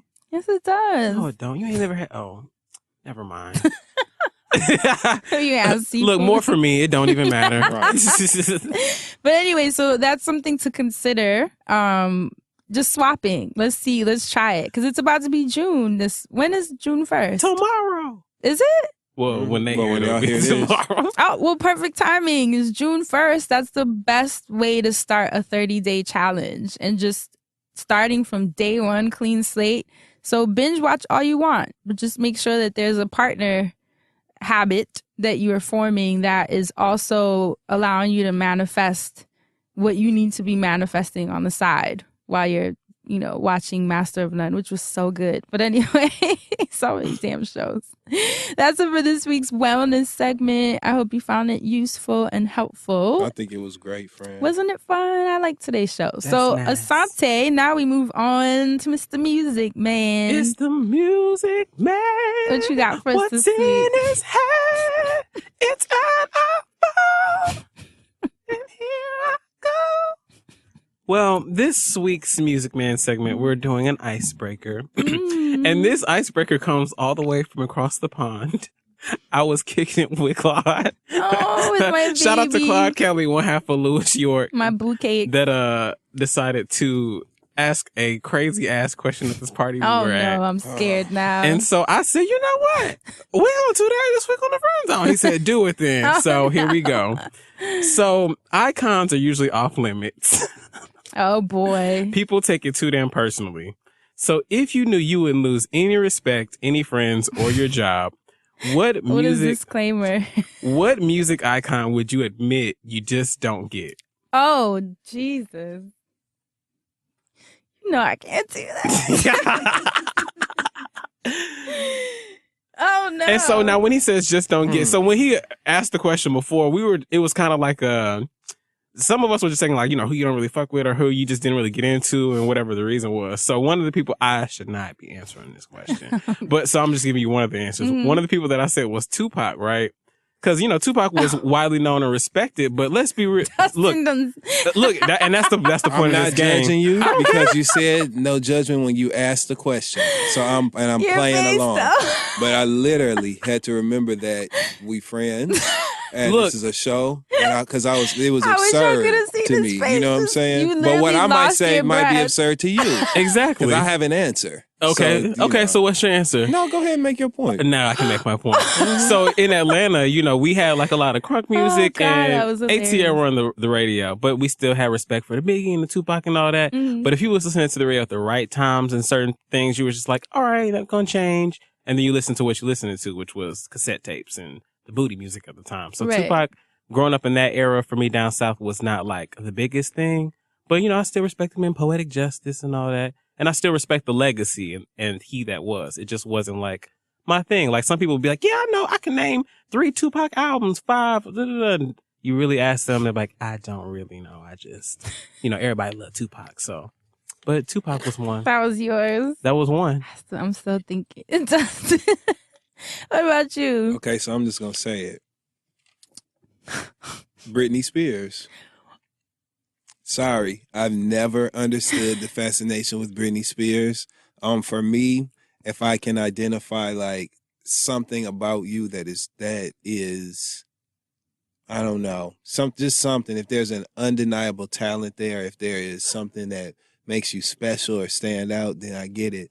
But I just have always felt like Britney Spears had a whole bunch of hit records. Right. I don't ever feel like it was her that drove anything. And I feel like what really gave her personality as an artist was her infamy, or like the things that she did that she was, I'm sure, less than proud of, shaving her head bald and attacking that Ford Explorer with that golf umbrella. The like tragedy. Yeah, having them kids, and you know what I'm saying, Kevin Federline ruining her goddamn life and all that stuff. Those are the things that people remember. Her sister having that baby, you know what I'm saying? She had a Nickelodeon show and got pregnant. We was like, "Ooh, so what was really going on over there?" All that kind of stuff. But for me, I've never heard of Britney. Now, that's not to say that there aren't Britney Spears songs that I like. I love that song when she's in the bathtub. Is it Every Time? Mm-hmm. I love that song. Oh, wow. I love that song, Lucky, by Britney Spears. I love that song. I love the song with the snake, all the shit that Pharrell did. There's some songs on Blackout that I really like. Was Breathe on? Or that's one. Mm-hmm. What's the other? It's another yeah. song there. That was when The Clutch was working on her project. The Clutch, yeah. Mhm. Ooh, that made me think about Cassie, Official Girl. But staying on topic, so I just have never gotten Britney Spears, and on everything I love that's holy and pious. The first time that I saw Oops, I Did It Again, I really thought that I was watching a parody, like on Mad TV. All jokes aside, I swear on everything I thought it was, and I just never got it. Now, that don't mean I don't respect, the fact that she made a mark in pop culture, or her music was popular, so she has a huge following of people that love her for whatever reason they choose. I get it, and I respect your position based on what you've accomplished, but I kind of just feel like you accomplished accomplishments. It wasn't like there was anything. I get it. One of many. That's all I'll say. So that's mine.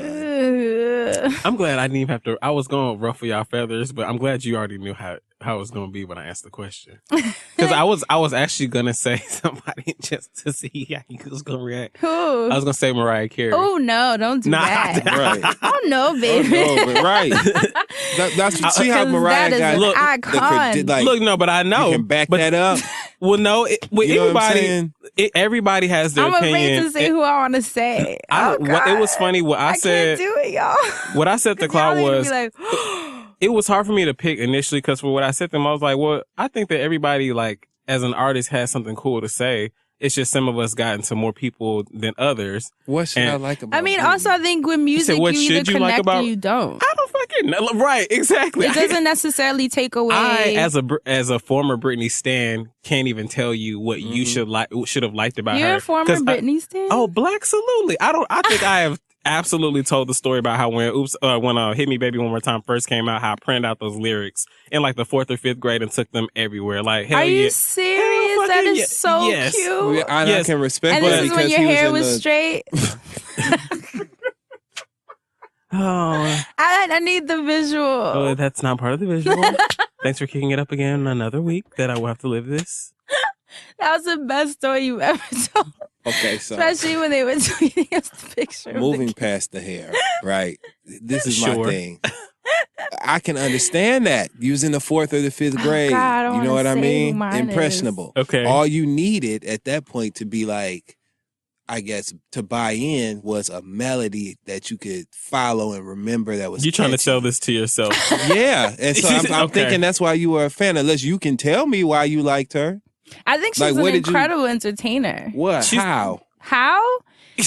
Okay, at the time. Back then, yes. At the I'll time, give you that. yeah. She could dance. I'm not saying like in general, but Right. at the time, because I look at people by their eras, like what impact they made when they came out. Right. And who was dancing like that and putting like the showmanship And being provocative. and even just the effort that, I mean, the choreography, 'Cause not okay, even- the vocals, whatever, but she was a beast of a performer, though. You get what I'm saying? Well, the Anybody can be performance is taught. her, Like the choreo. but you can kind of say that about any dancer, except for Michael Jackson. But it sometimes it reads more authentic for me than, I don't know. Even the I ain't trying to step choreography, on really? Yeah, like I That's can see people interesting. dance. And it's like their lifeline, like Say love him or hate him, Chris Brown. When Chris Brown Right. dances, it's magic. You know what Right, I'm saying? right. He is that's not someone just simply saying, okay, 1, 2, Like 3, on remember autopilot. this. Yeah, and I've okay, just I always get felt it. like that. I can see that. So that's just me. Who friend? The time has come. Okay, disclaimer, because I'm gonna get crucified. I almost don't even want to say it. I'm shocked that you Because I gonna know say she's it. gonna have a hive. No, it's not Beyonce. Don't kill me. Disclaimer. This person's amazing. I'm gonna laugh if it's somebody I agree with, but go on. They made an impact. They're a musician, shit. so this isn't. I hate you for this question. Hey, Claude, Well, I for this wanna know. question. Claude, I hate you for this question. But it's just that say I it, don't friend. connect. Just give it to us, friend. I've never Give been it to able us, to friend. connect Give it to us, friend. to Tony Braxton. Oh my God. Tony. I'm The sorry. Braxton. Tony the Braxton. But Not my even dis- truffle butter. You know. But my thing is, it doesn't mean anything about her as an artist. Right. Clearly, she's made an impact and she's way better than a lot of people that are big. But when we're talking about connecting, like where I'm sitting with the album with my headphones and feeling, I've never been able to connect. Why are you laughing? Dustin's over here with his face in his hand. Tony the. I think it's just I don't know. It just I never connected. Okay. I don't even care either. Is Tony your favorite? No, Oh, that's not. I'm getting ready to sit with you. Oh. I'm gonna get right with you. And it ain't Tony Braxton. This is definitely gonna ruffle some feathers. Oh, no. But it's not that. This that made my hands hot. This yo. reinforces what we're talking about, right? Where you can respect somebody as a legitimate talent. Absolutely. And but you either connect get it, or you but you don't. just never connected with like some of their music, because this person does have some songs that I like love with all of my heart, and I think are indicative of the reason why she is who she was. Mhm. But I wasn't never no Whitney Houston fan like that. Like real talk, I just My wasn't. heart just I wasn't. Now, do I know at the same time that she can out-sing everybody living and Yes, dead? Lord. Absolutely. Right. I get Right it. now, today, she can sing better than some people on the charts. Okay? Yeah. Today. Even she before her can, time. But like, Even today. even after. You know what I'm saying? I get it. But, and Whitney Houston, that is an otherworldly talent. That is like out of the world insane. I get it. And I respect her. Asante's For real, dead I over respect here. her. But what you think I'm at home listening to I'm Your Baby Tonight. Now some of the other songs That's though. my song. I was about to say, what I did a breakdown. You know, if we in Mexico and they play it at the club, I'm like, I'll dance, but am I like putting that on like this was my Yeah, shit? you gonna want to dance with somebody. No. But she has other songs though I get it. that I were get like it. amazing. You're not like on the train blasting Whitney Houston in your headphones. Right. I can get get it if you play it out and I'm like, okay, you know what? I can remember being in a club and like recently and they played I Want to Dance with Somebody and I was sitting there, but I was sitting there and I was like, I totally understand, and I bet you Her that power. when this came out during that era, this was probably the shit. But that's only because I'm mature enough to look at it like that. It's not because I heard that song. Like, you know what I mean? But that's why I get annoyed when people are like, such and such artist is trash or whatever. Because I'm like, that, that's subjective. Very like, much very so. much so. It's most artists that people think can't sing are the ones I like, Me funny too. enough. Because Well, they have, most, not all, but. y'all know where I'm at. Right. So, I mean, they talk shit. saw They talk about my girl all the time. You know what I'm saying? They talk about her all the time, but it has nothing to do with that. I'm not going there. That's right. But what I'm saying is, I'm so glad there are no cameras in here because this shit right here is amazing. no, but even her, who shall remain nameless, I feel something so intense with her albums. Like, there is a frequency. It's not even a vocal ability. That's what it's a about. frequency. Thank and you. I think it's either going to hit or it's not. And my issue, and not my issue, but my connection with Toni just wasn't there. And I always thought, wow, she's so beautiful. And I love her story and like her sisters. And I think it's an amazing career. But I'm not sitting at home listening to, what is it? 7 whole days. And it's just not. Yeah, everything is not for everybody. It's not. And it's not, and it's that's nothing okay. against her. We No, know Toni she's Braxton can sing her ass powerhouse. off. And plays the person piano. next to her probably. You know what I'm saying? Like, but it just never connected for you. Right. Totally understand it. Let that be a lesson to all of us. Look, You that's will why I not thought be that for was everybody, That's and why that's I thought totally that fine. was such a great icebreaker. 'Cause But it's scary. Like, it my was- hands are sweaty. Well, I'm you know, like, it was hard for me when he first asked me this question because in my mind, I look at artists and musicians, and I like a lot of music. Like, people think I like people that are complete trash, and I'm just like, same oh. here. But it's- I like what Claude actually makes fun of me all the time because he'd be like, "You like vibe artists. You don't even like singers." I'm like, Look, duh. I like anything from the vibe artists to the trap soul trash, the ones that sound all alike. Like, I feel like everybody has something to say. It's just that you might connect to some people more than you connect to others. Yeah. And some people are worth a revisit just because of the production or because of the actual story that they're telling. You always connect to something, but sometimes you just don't connect. And you might not have heard the right song, or you might not have seen the person at the right place to say the right thing to connect the message. And Or the time you just in your miss out. life. Actually, I have a Oh, question yeah. too. Is there an artist that you didn't connect with that now you're like, yo, I get it now, like all of a sudden? Bryson Tiller. Oh, you were Totally. telling us that. Remember we just talked about that? Who else is somebody because that happens to me. I ain't gonna front. Because a lot of times, well, not a lot of times, I used to be immature, and like when everybody was on to something, I'd You're be like, I don't want to like it. whatever. You know what I'm saying? But there's a lot of people who I have come around with. So, yeah. And sometimes you have to, in my experience, I have to like experience something and then you'll hear a song that's been around and you won't like feel it the way, like you feel it in a whole new way because you understand, like either because it happened to you or you're older now and you can kind of like process it and like from your emotional body, you know what I mean? So it depends on where your head space is at too, because I'm trying to think of what artists that I did not connect with before. It'll come to me. I can't think of an artist, but I can think of like plenty of projects that I've listened to where That I was, too, yeah. Like when I had to revisit Brandy's 211 because when it first came out, I was like, oh, the singles are cute. And then I was like, she ain't doing no promo. I'm not going to listen to this. And everyone was like, it's good though. And then I went back and I revisited it. I was like, damn, this is a good ass album. I was right about that promo though. Tinashe. I still y'all have to know sit I with wrote her project. completely off. I'm still trying to convert some folks on things. Tinashe. I said horrible things about her that I really regret to this day because I recognize literally her talent now. And I get her. I get her as an artist.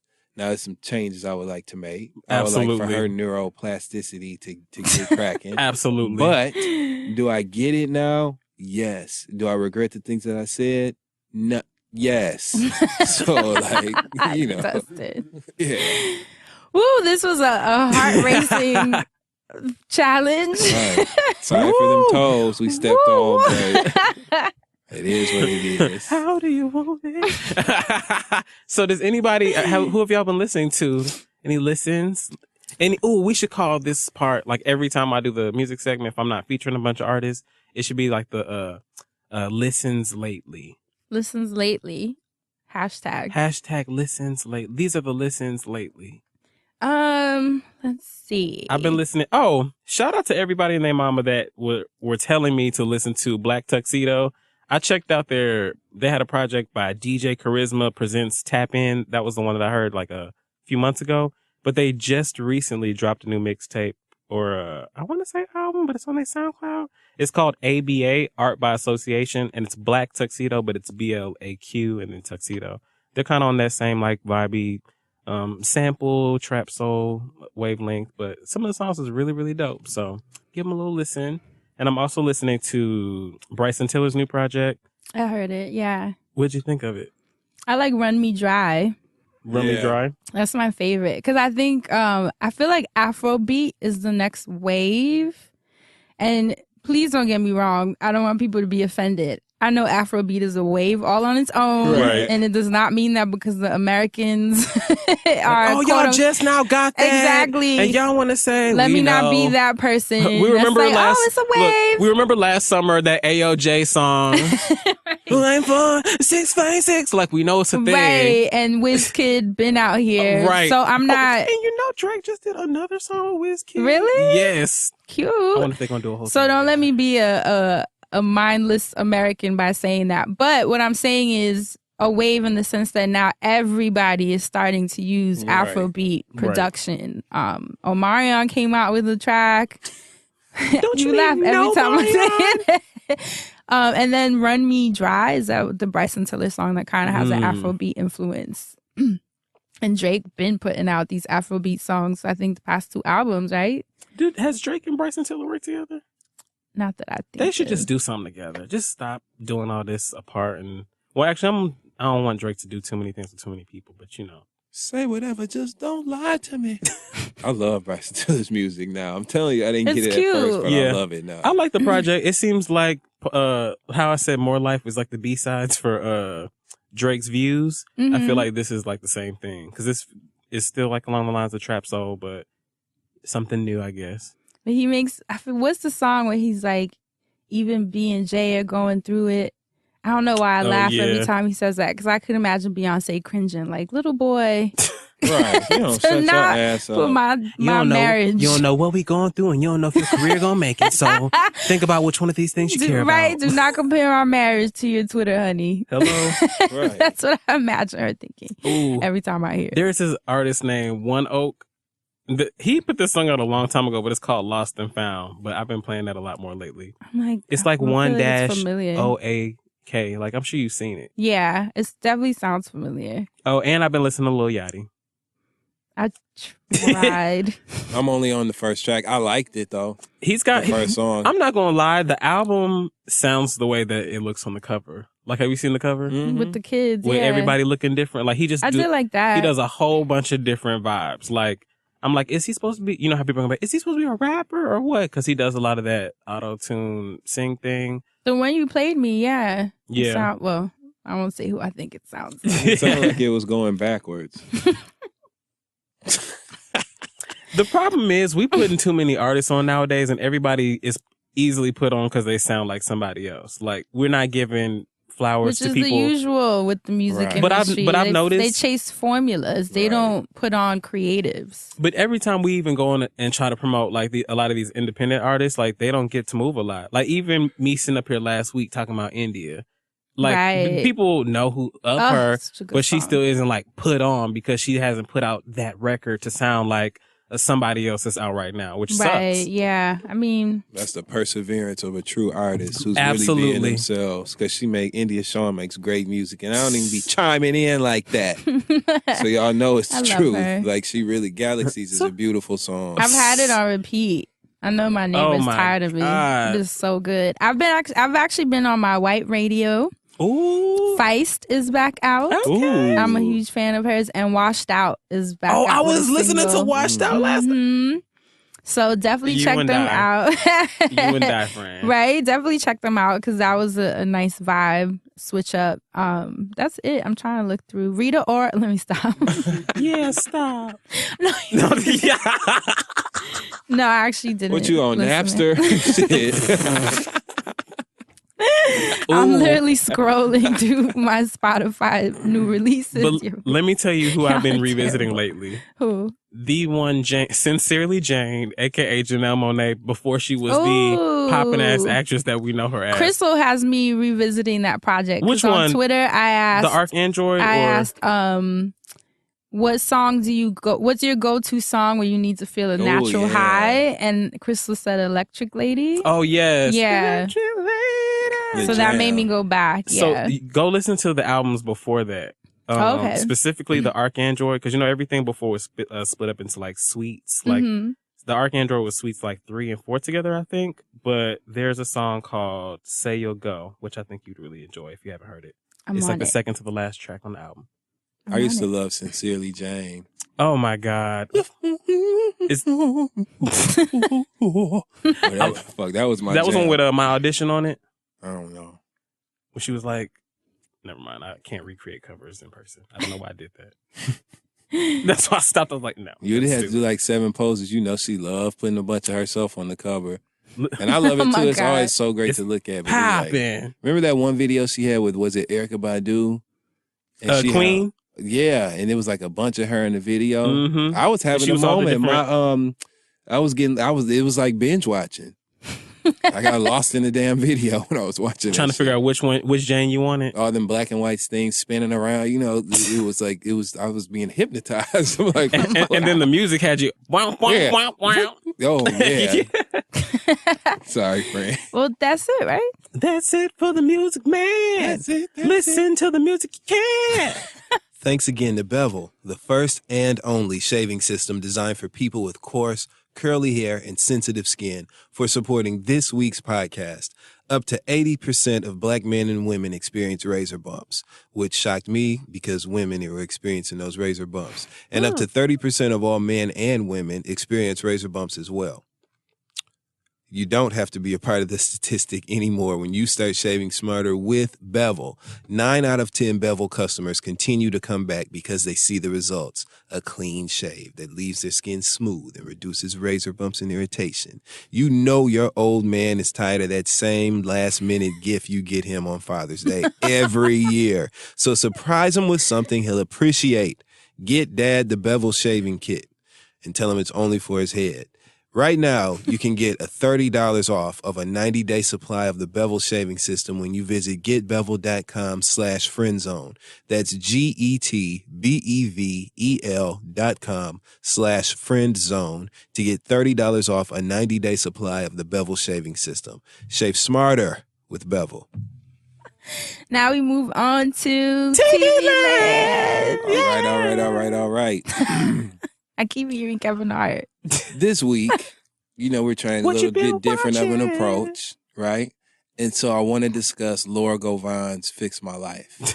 Laura Govan's episode of Iyanla's Fix My Life. Now, oh my Lord. for those of y'all who don't know, yes, you can. Before you get started, I have a request. Okay. I would like 2 quotes from Iyanla before you start. Just 2 surefire things that she said that were crazy this week. On Iyanla's, on this week's episode? One, okay, here we go. And they're related. On her way out from day one, Iyanla was leaving the kitchen of the home that they were filming in, and she looked over her shoulder and told Gloria, and show up tomorrow looking like somebody's mother. Not with all that stuff on. Show up tomorrow looking like somebody's mother. Right? Because you know Laura Govan. Yes, Laura Govan is like, she's into her like fashion and style now. She's been working with Daniel Hawkins, who has magic hands. Been into fashion and style. She's working with Daniel Hawkins. Friend, she used to post pictures of herself dressed up like next to regular shit, trying to, or like in the kitchen. Remember that time the skillet was empty?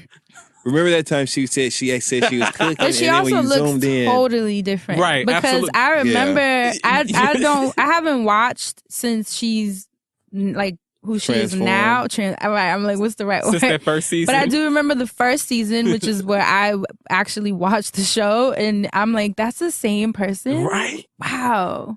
That's a you glow come a up. long way, baby. But she looks great. I think she looks She was beautiful. the first. She was Mama June before Mama June was Mama Wow, June. not Mama June. Body transformation. Shade, but yes. But like, sidebar, her hair was dope as hell on the Iyanla. Her hair looked great. But anyway, Iyanla told her she don't give a damn about your hair. So anyway, but what was funny, the second quote that you were asking, the next day when she came back, she attempted to kind of address Iyanla, telling her that before she left. And she was like, I am a damn good mother. I mean, she said it with her chest. The old and the new. Like, she said it with her chest. Wow. But Iyanla then tells her, so she's like, so that's what you heard. Mm-hmm. Right after Laura, she lets Laura have her moment and quote unquote check it. And she goes,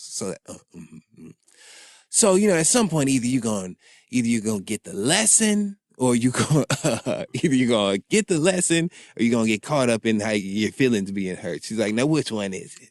And then she looks at, then you ready for the quote? Asante, this is where you come in. She looks at Laura and she says, now there's a dramatic pause after that, right? After she basically tells her, girl, I don't give a fuck about nothing you was just talking about. Then she looks at her and says, I'm not the one, baby. Just like that. Asante, you know how her posture is, dog. Right. And for her to right. I'm not the one, baby. I'm watching that tonight. Watch it tonight. Oh, On God. tonight. But Y'all, so I have a question. yes. Has she fixed anyone's life?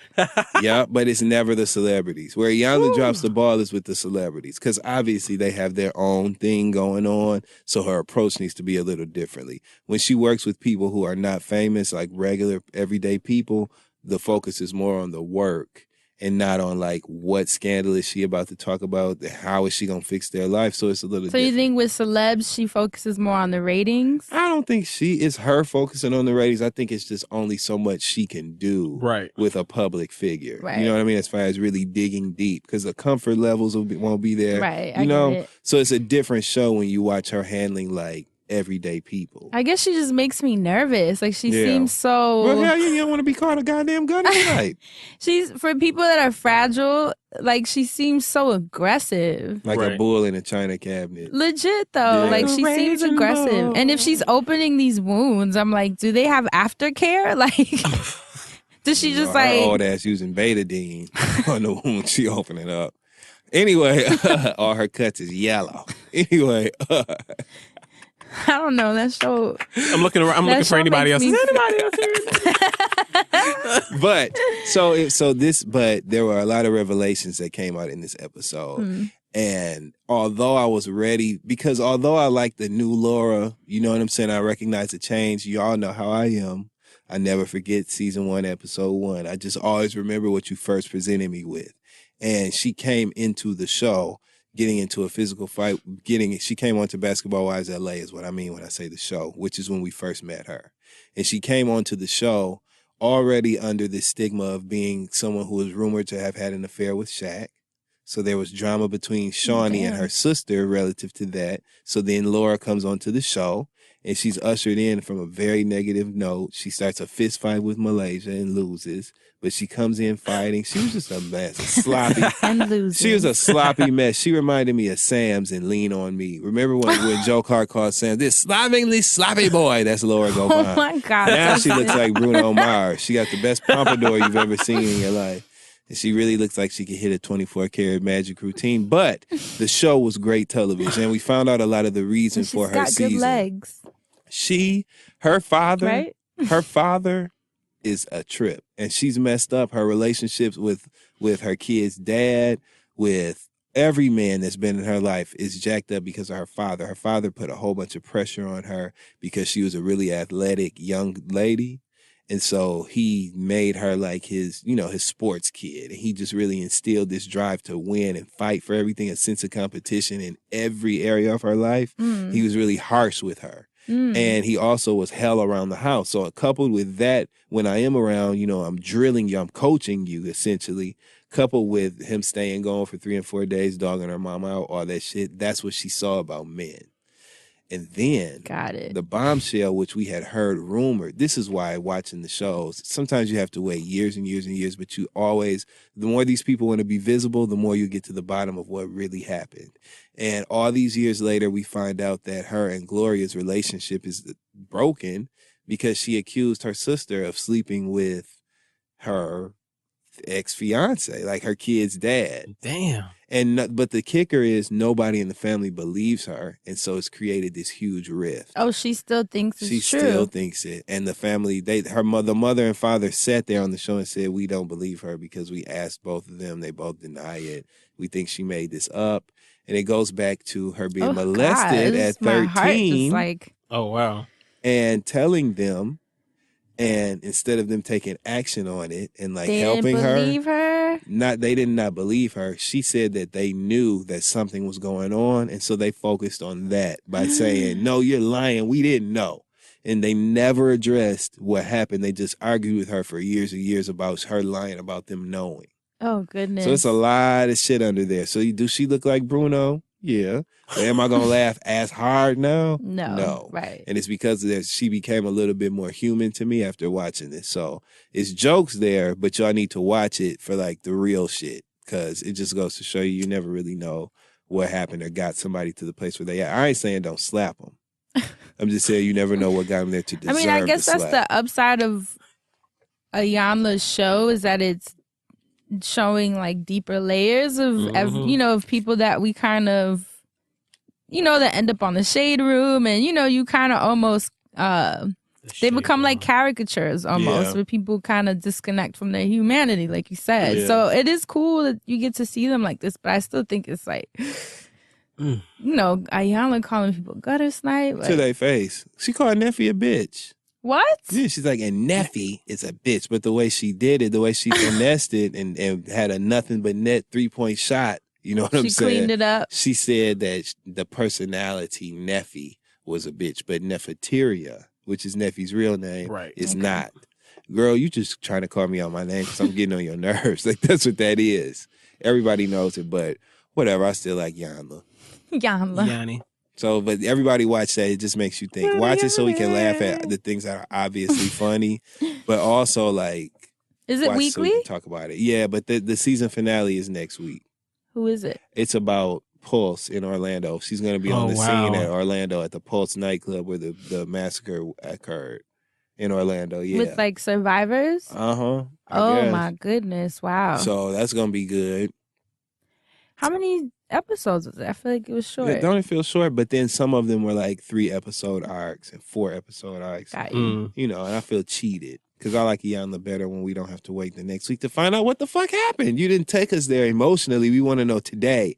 Otherwise, we will. Now, that's what they need to use for the study is fucking Iyanla Fix My Life. You put the niggas in front of Iyanla Fix My Life for 12 hours straight, I guarantee you all the numbers going to be up at the top. Are you depressed? Yes. But this time we'll know why. So I'm dead. Did you watch Housewives of Potomac? I did. Anything better this week? No. But I will say this. I'm so glad you brought this up. How was Monique? Talking. I'm so glad you brought this up. Giselle.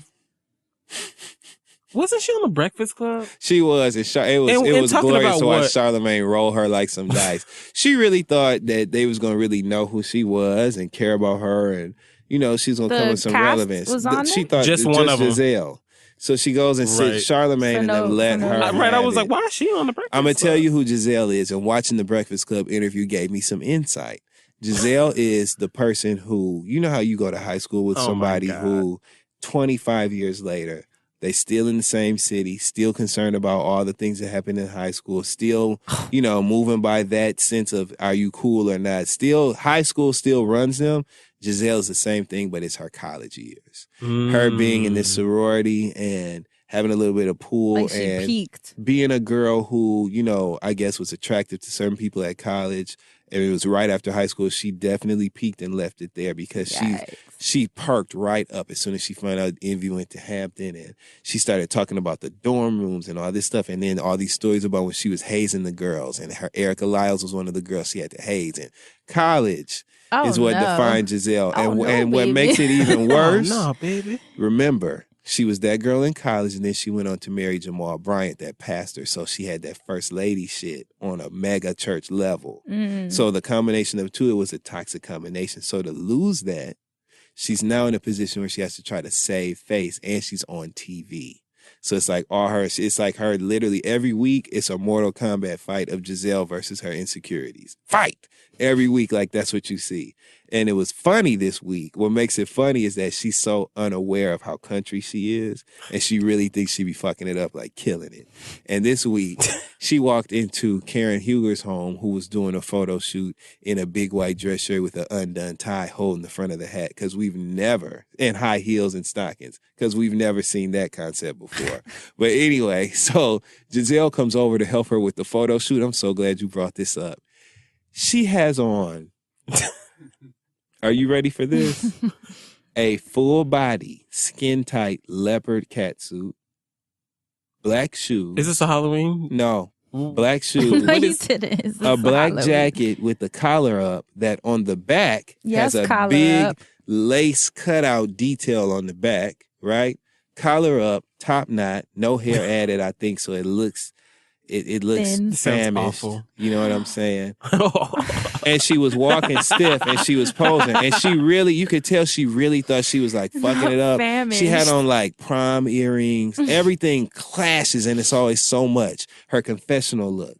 She had on bright pink eyeshadow and a bright pink loose top and big, like, Oh, I've horribly seen that toned. look. Like, do they even use toner when they color I've her seen hair? that look. It's awful. She looked horrible. And she's literally saying, I'm a class act.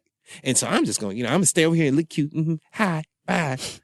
Hi, bye. Who's leaving? Because I can point out a few names. If you need a potential candidate on who needs to make an exit, I can point, starting with your makeup artist.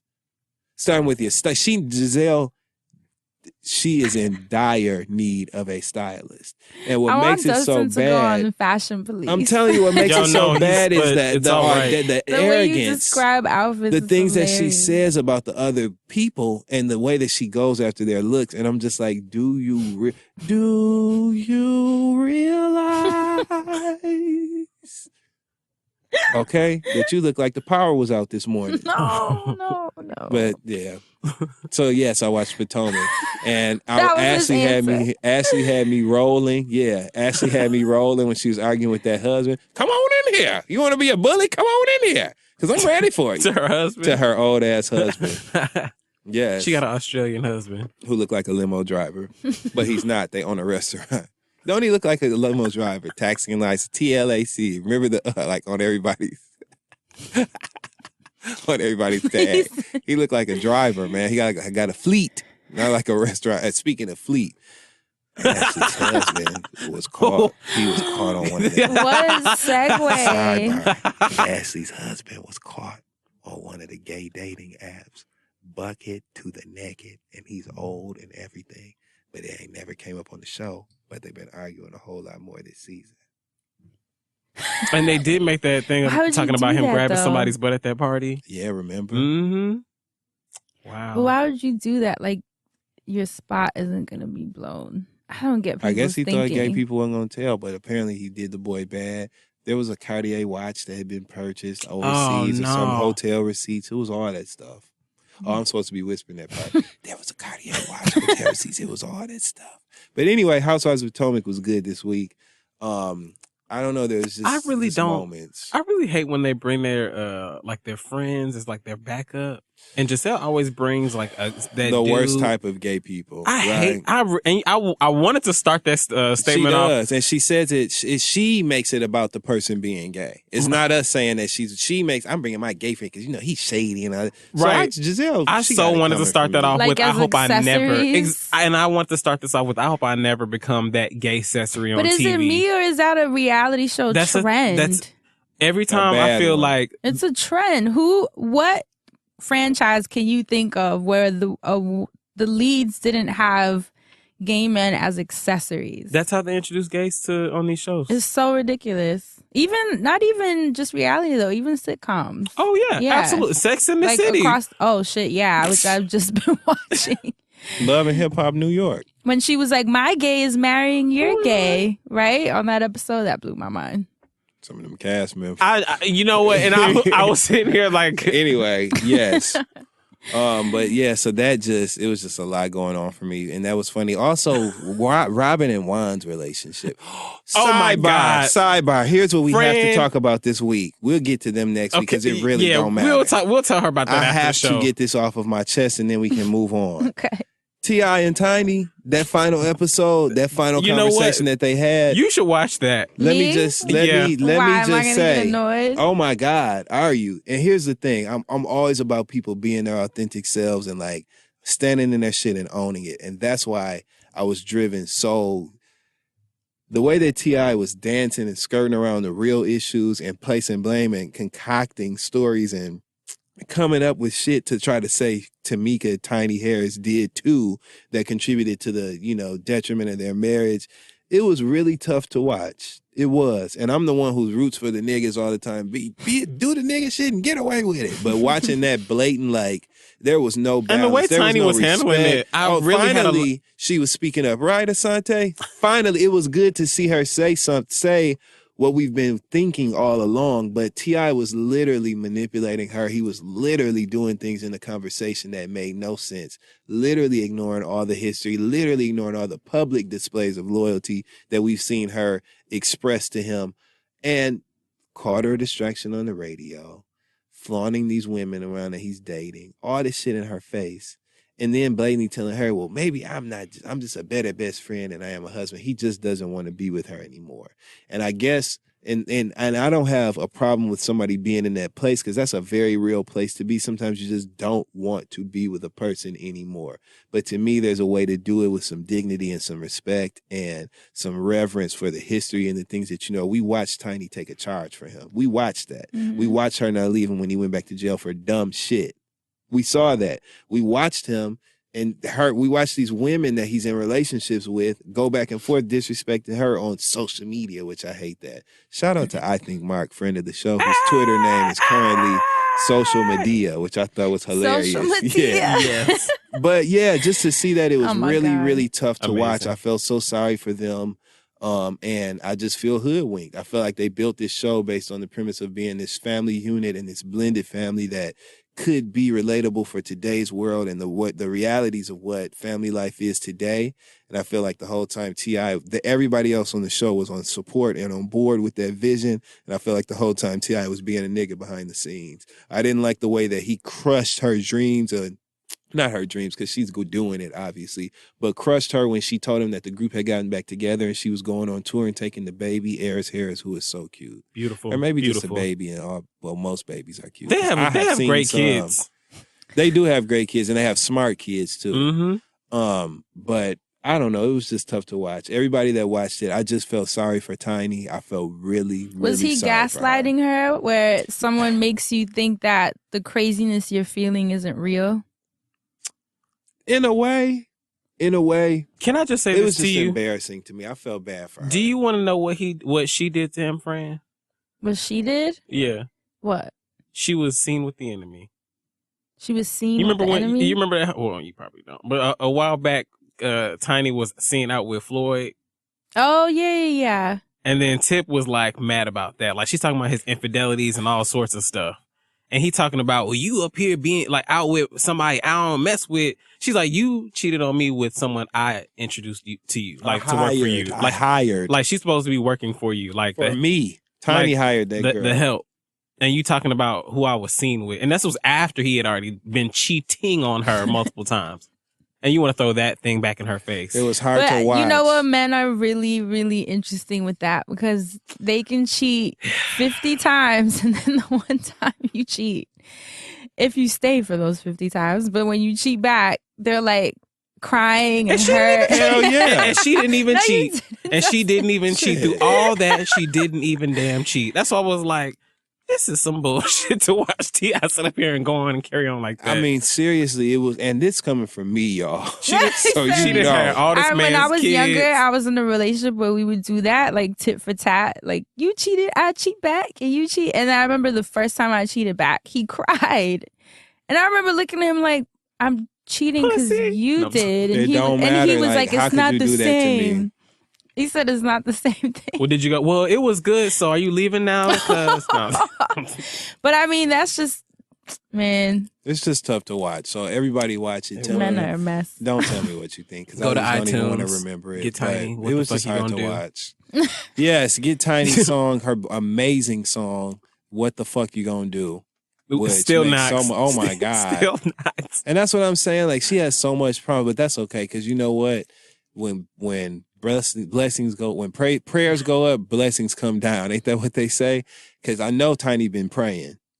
And you see what's happening for her. She's still with him? No, she filed for divorce. They're not divorced yet, Good. but she filed. Good. And I know it was hard for her to do that. And Well, you she can has a see family, yeah. You can see it on her face on the show. I want you to watch this scene, but a part of me feels like you don't even need to see this shit. I mean, I can already imagine. yeah. Not to sound like Tumblr, but that patriarchy where men just act like they can do whatever. I don't even want to watch that. She, With like, all at his least when big I do it, it'd be words. funny. You know what I'm saying? You know, I can't do it, but it'd be fun. No, I'm just kidding.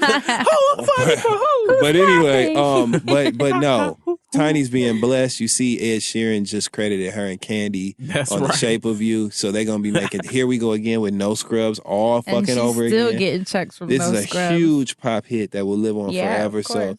things happen. She got a beautiful new baby. Like, you know what I'm saying? And the tour coming A up. tour, Escape got, I feel like she had another magical thing happen to her business wise with that songwriting credit for The Shape of You. Her group got back together. neurotransmitter is turned on right now, and she needs to run with it. Because So her being down, worried about him, probably. I think this is really the last comment, right? But I think it's something to be said. Like, you just naturally feel like you on Tiny's side, and I think it's because she's just.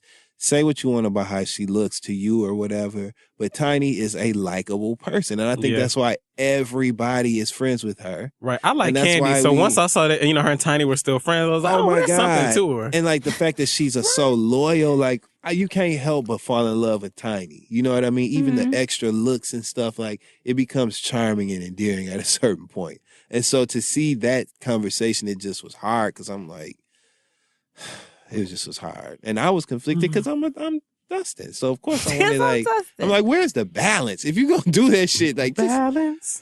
But that's it. Well, thank you. Now we move on to see what you guys have to talk about for us. Let's move on to asking for a friend. Mhm. What you It's got for time us? asking for a friend. This week on Asking for a Friend. Don't forget to email us, TheFriendZone at loudspeakersnetwork.com. The subject of this one is musty-brained coworker. Wow. Hey guys, please proofread as I am currently sitting across from the above-mentioned assailant, trying my best to be calm as I type this shit. He live. We live, baby. There is this melanin-deficient coworker that is constantly trying to sabotage me at work. Dead. I've been working here 10 months, she's been here 7 years, and I'm trying everything in my power not to go off on her. Shady situation number 1. Wow, you got your 90 days in. She's supposed to train me to use certain systems. She is helpful, but only while my boss is present. When my boss is out of the office, she half-ass trained me, and now I'm left struggling to figure out shit on my own, which I can do, but it's just annoying and wastes my damn time. I brought it up to my boss, and thankfully he got her ass together. Shady situation number 2. When I'm out on vacation, she's supposed to cover for me and complete my work. When I return, she ain't did a damn thing. So I'm left here late nights busting my ass catching up on work that should have been done by her. On top of that, I find out through other colleagues I'm cool with that she's talking behind my back. She's mentioned she feels some type of way about my due desk location in the office. I didn't ask for this seat. My boss designated it to me. She's salty, I get it, but that doesn't have shit to do with me. Shady situation number 3, the last straw. This bitch just admitted she been going through my desk to look for paperwork she could not locate. The paperwork is laid out clearly on my desk. Not to mention, I CC her in every email, so why the fuck is she going through my shit? I did not say any of this to her and gave her the straight-faced emoji look, and now I'm here typing this email to y'all. This bitch is trying me and I've had enough. The great news, though, is that she's leaving my job for good in 2 weeks. But I want to be petty, especially since I just found out about shady situation number 3.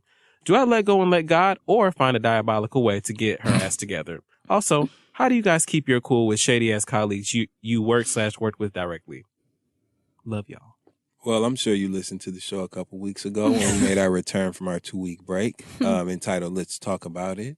It is essentially a master class or a trashster class. Trashster it's class. A trashster class in being petty with coworkers Capitalize when off it of that, counts. please. Mm-hmm. Right. We started it here. But yeah, so that's what I have to say about dealing with petty coworkers. But I think in your case, you only got 2 weeks left with this bitch, and then she's out of here. So I say wait the 2 weeks out, and at the end of the shift, go out in the parking lot and use every word that you shouldn't and get it off your chest. That's my suggestion. Don't do nothing until she's already gone, though. Until she does not work there anymore. Then cuss her ass out. Shit. And actually, don't even cuss her out. On a petty note, moon her. Let's take it back to the old school shit, the basics. Why don't people need to start mooning people recently? again? Moon her. I mooned somebody recently because of you, actually. Thank you. Because you mooned someone? Didn't it feel it was liberating, wasn't Oh my God. Like, bitch. Dustin, It's the most humiliating literally thing. 2 or 3 years ago, Dustin was talking about bringing this shit back. And he didn't do it to me, but he did like slap his butt or some shit. It's like, what the fuck is your problem? But it took me back to my childhood. So ever since then, I've been obsessed with, wherever I could, if I could. Moon a motherfucker. I'm gonna start Y'all mooning is so- niggas. I'm telling you, moon. This is the hashtag Moon Niggas 2017. That's the new move. Mooning people. So moon the bitch on the last day. That's what I say. Yeah. Even poot if she close enough. Oh my God. No. Not Poot. poop, Break though. wind. Break wind. Break wind if she close enough. I guess I'll agree with Dustin. Wait till she... Moon her? No. Oh, Not the moon or I poop. knew he was going. Wait till she's So a moot. out of there and say something. But I also feel because she is going to be gone in 2 weeks, Right. just say something now if you feel like it. true. Because it Or doesn't don't really even matter. say nothing. I She mean, gone in 2 weeks. ideally, it'd be nice for you to just not care because she's leaving. So it's one of those things I always say. If you ask yourself, is this going to matter next week or next month? If the answer is no, then don't waste your time. But I know that your pettiness is probably flaring up because that was a lot of fouls. But I say if it feels that bad, just say something now. But you also don't want to compromise the fact that you're still working there. Right, exactly. For someone else who's not going to be there in 2 weeks. So just consider that too. I agree. What do you say, Asante? I say kill the bitch with kindness and be aggressively passive as well as she's leaving. Like, girl, I am so happy that you are leaving. Yeah, you've been getting on my nerves. So and just every day just passively remind her that it is a good thing that she's leaving, You are but also funny. leave her with a bad thing that she had been doing. So Make that her way, uncomfortable. hell yeah, Yeah. she leaving anyway. Like, girl, so tell me about this new job you got. And only listen to maybe the first 2 seconds. Yeah, so I got it. I'm so happy. That sounds so nice. So you don't have to go through my desk no more. It's great. And then keep sit back doing down. yes, Do a Asante. little bit of it every day. I think Very much this right here, Asante. Oh, You know shit. when I really figured out I couldn't stand you. That day you can't, that kind of Yes. shit. But I Like, imagine just- leaning on her desk. every all see the over her lean? cubicle, walk by and be like, "Hey, I was just coming back from my office, and I know you don't like that because that I got that office, the one back there, the one that you So I was thinking about you leaving, and I'm just so happy." Be like, I want you to know, every time you wore them purple pants, girl, we hollered. We rolled every time you wore them purple pants. By the way, like that kind of shit. when you were Oh, sweating in your y'all- white shirt, we could see your bra. Right. I wouldn't wear pink under white, in the office setting. Just really shut that bitch down every chance you get, but real passively, kill her with kindness. So when she goes to complain, everybody saw you being pleasant with her in the office the whole time. Nobody got, and then they're going to be like, you're leaving anyway. They're not going And to throw take her any of her food away claims. every damn day.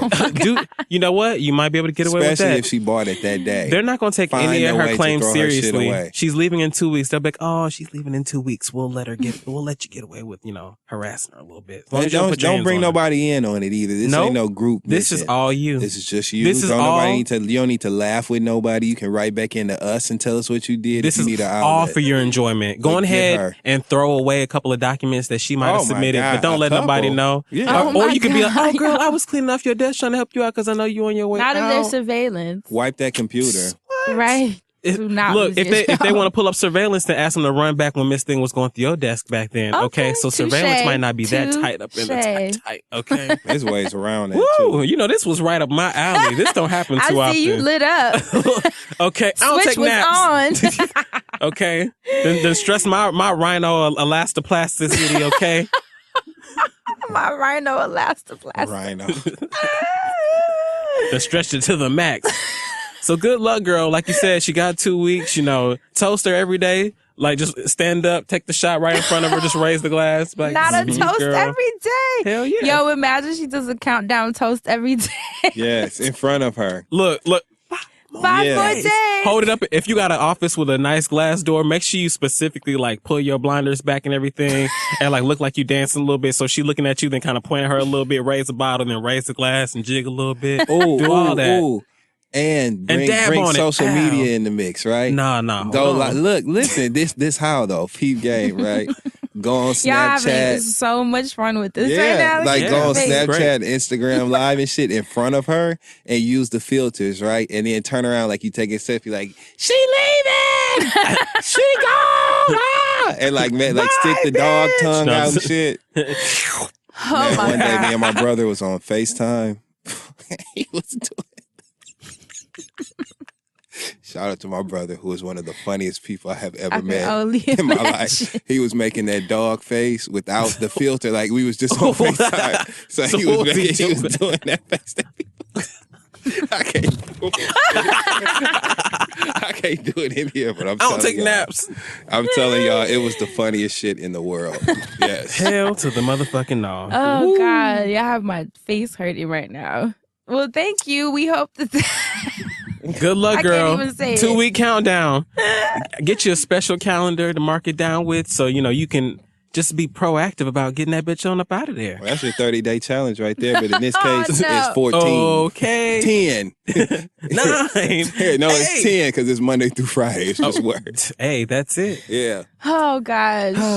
Well, let's move on to this week's Black business. What you got for us, Asante? Shout out to JustLikeMeBox.com for the Just Like Me book box. They do a monthly subscription box where you get 2 to 3 children's books featuring characters of color, plus fun book swag. This is great for kids ages 12 or up to 12 years old. So if you're out there having trouble finding some books that look like us, because, you know, I found myself today watching movies and stuff, and I'd be like, it's not enough for us, and I'd be changing the channel. Right. So if you're looking for some books, you know, with some fair representation of your children, go ahead and log on to JustLikeMeBox.com. Like I said, it comes with 2 to 3 books, and That's so cute. the subscriptions, I think they come out once a month. They've been seen on Black Enterprise, the Huffington Post, and Reading is Fundamental. Perfect. But I think when they run out of certain books, they'll just like start a new box with different books. So you're definitely Cool. getting something new every month. So This if you missed out ties- on one thing. It ties right into our wellness segment, too. This could be the alternative method, right? We didn't even bring up reading, Yeah. Okay. right? Read a chapter for Read a every little episode you bit. watch, right? Read a little bit of your heart to me. Oh, I love that. So, Give a little bit. so don't forget. So if you're looking to give a little bit, log on to JustLikeMeBox.com. If you ain't got no kids, I mean, just get it to somebody with some kids. Because Cute. I just wish that when I was growing up, I could be like, oh, well, this was my favorite book. And it was a bunch of Black characters, okay? That is So cute. won't that be the way when these kids get older? Love it. Thank you. Shout out to Just Like Me Book Box. That's it for this week's show. We hope you found the information helpful. Now, before we Another leave, do you guys have any church announcements? Mm-mm. Nothing? Asante? You cracking.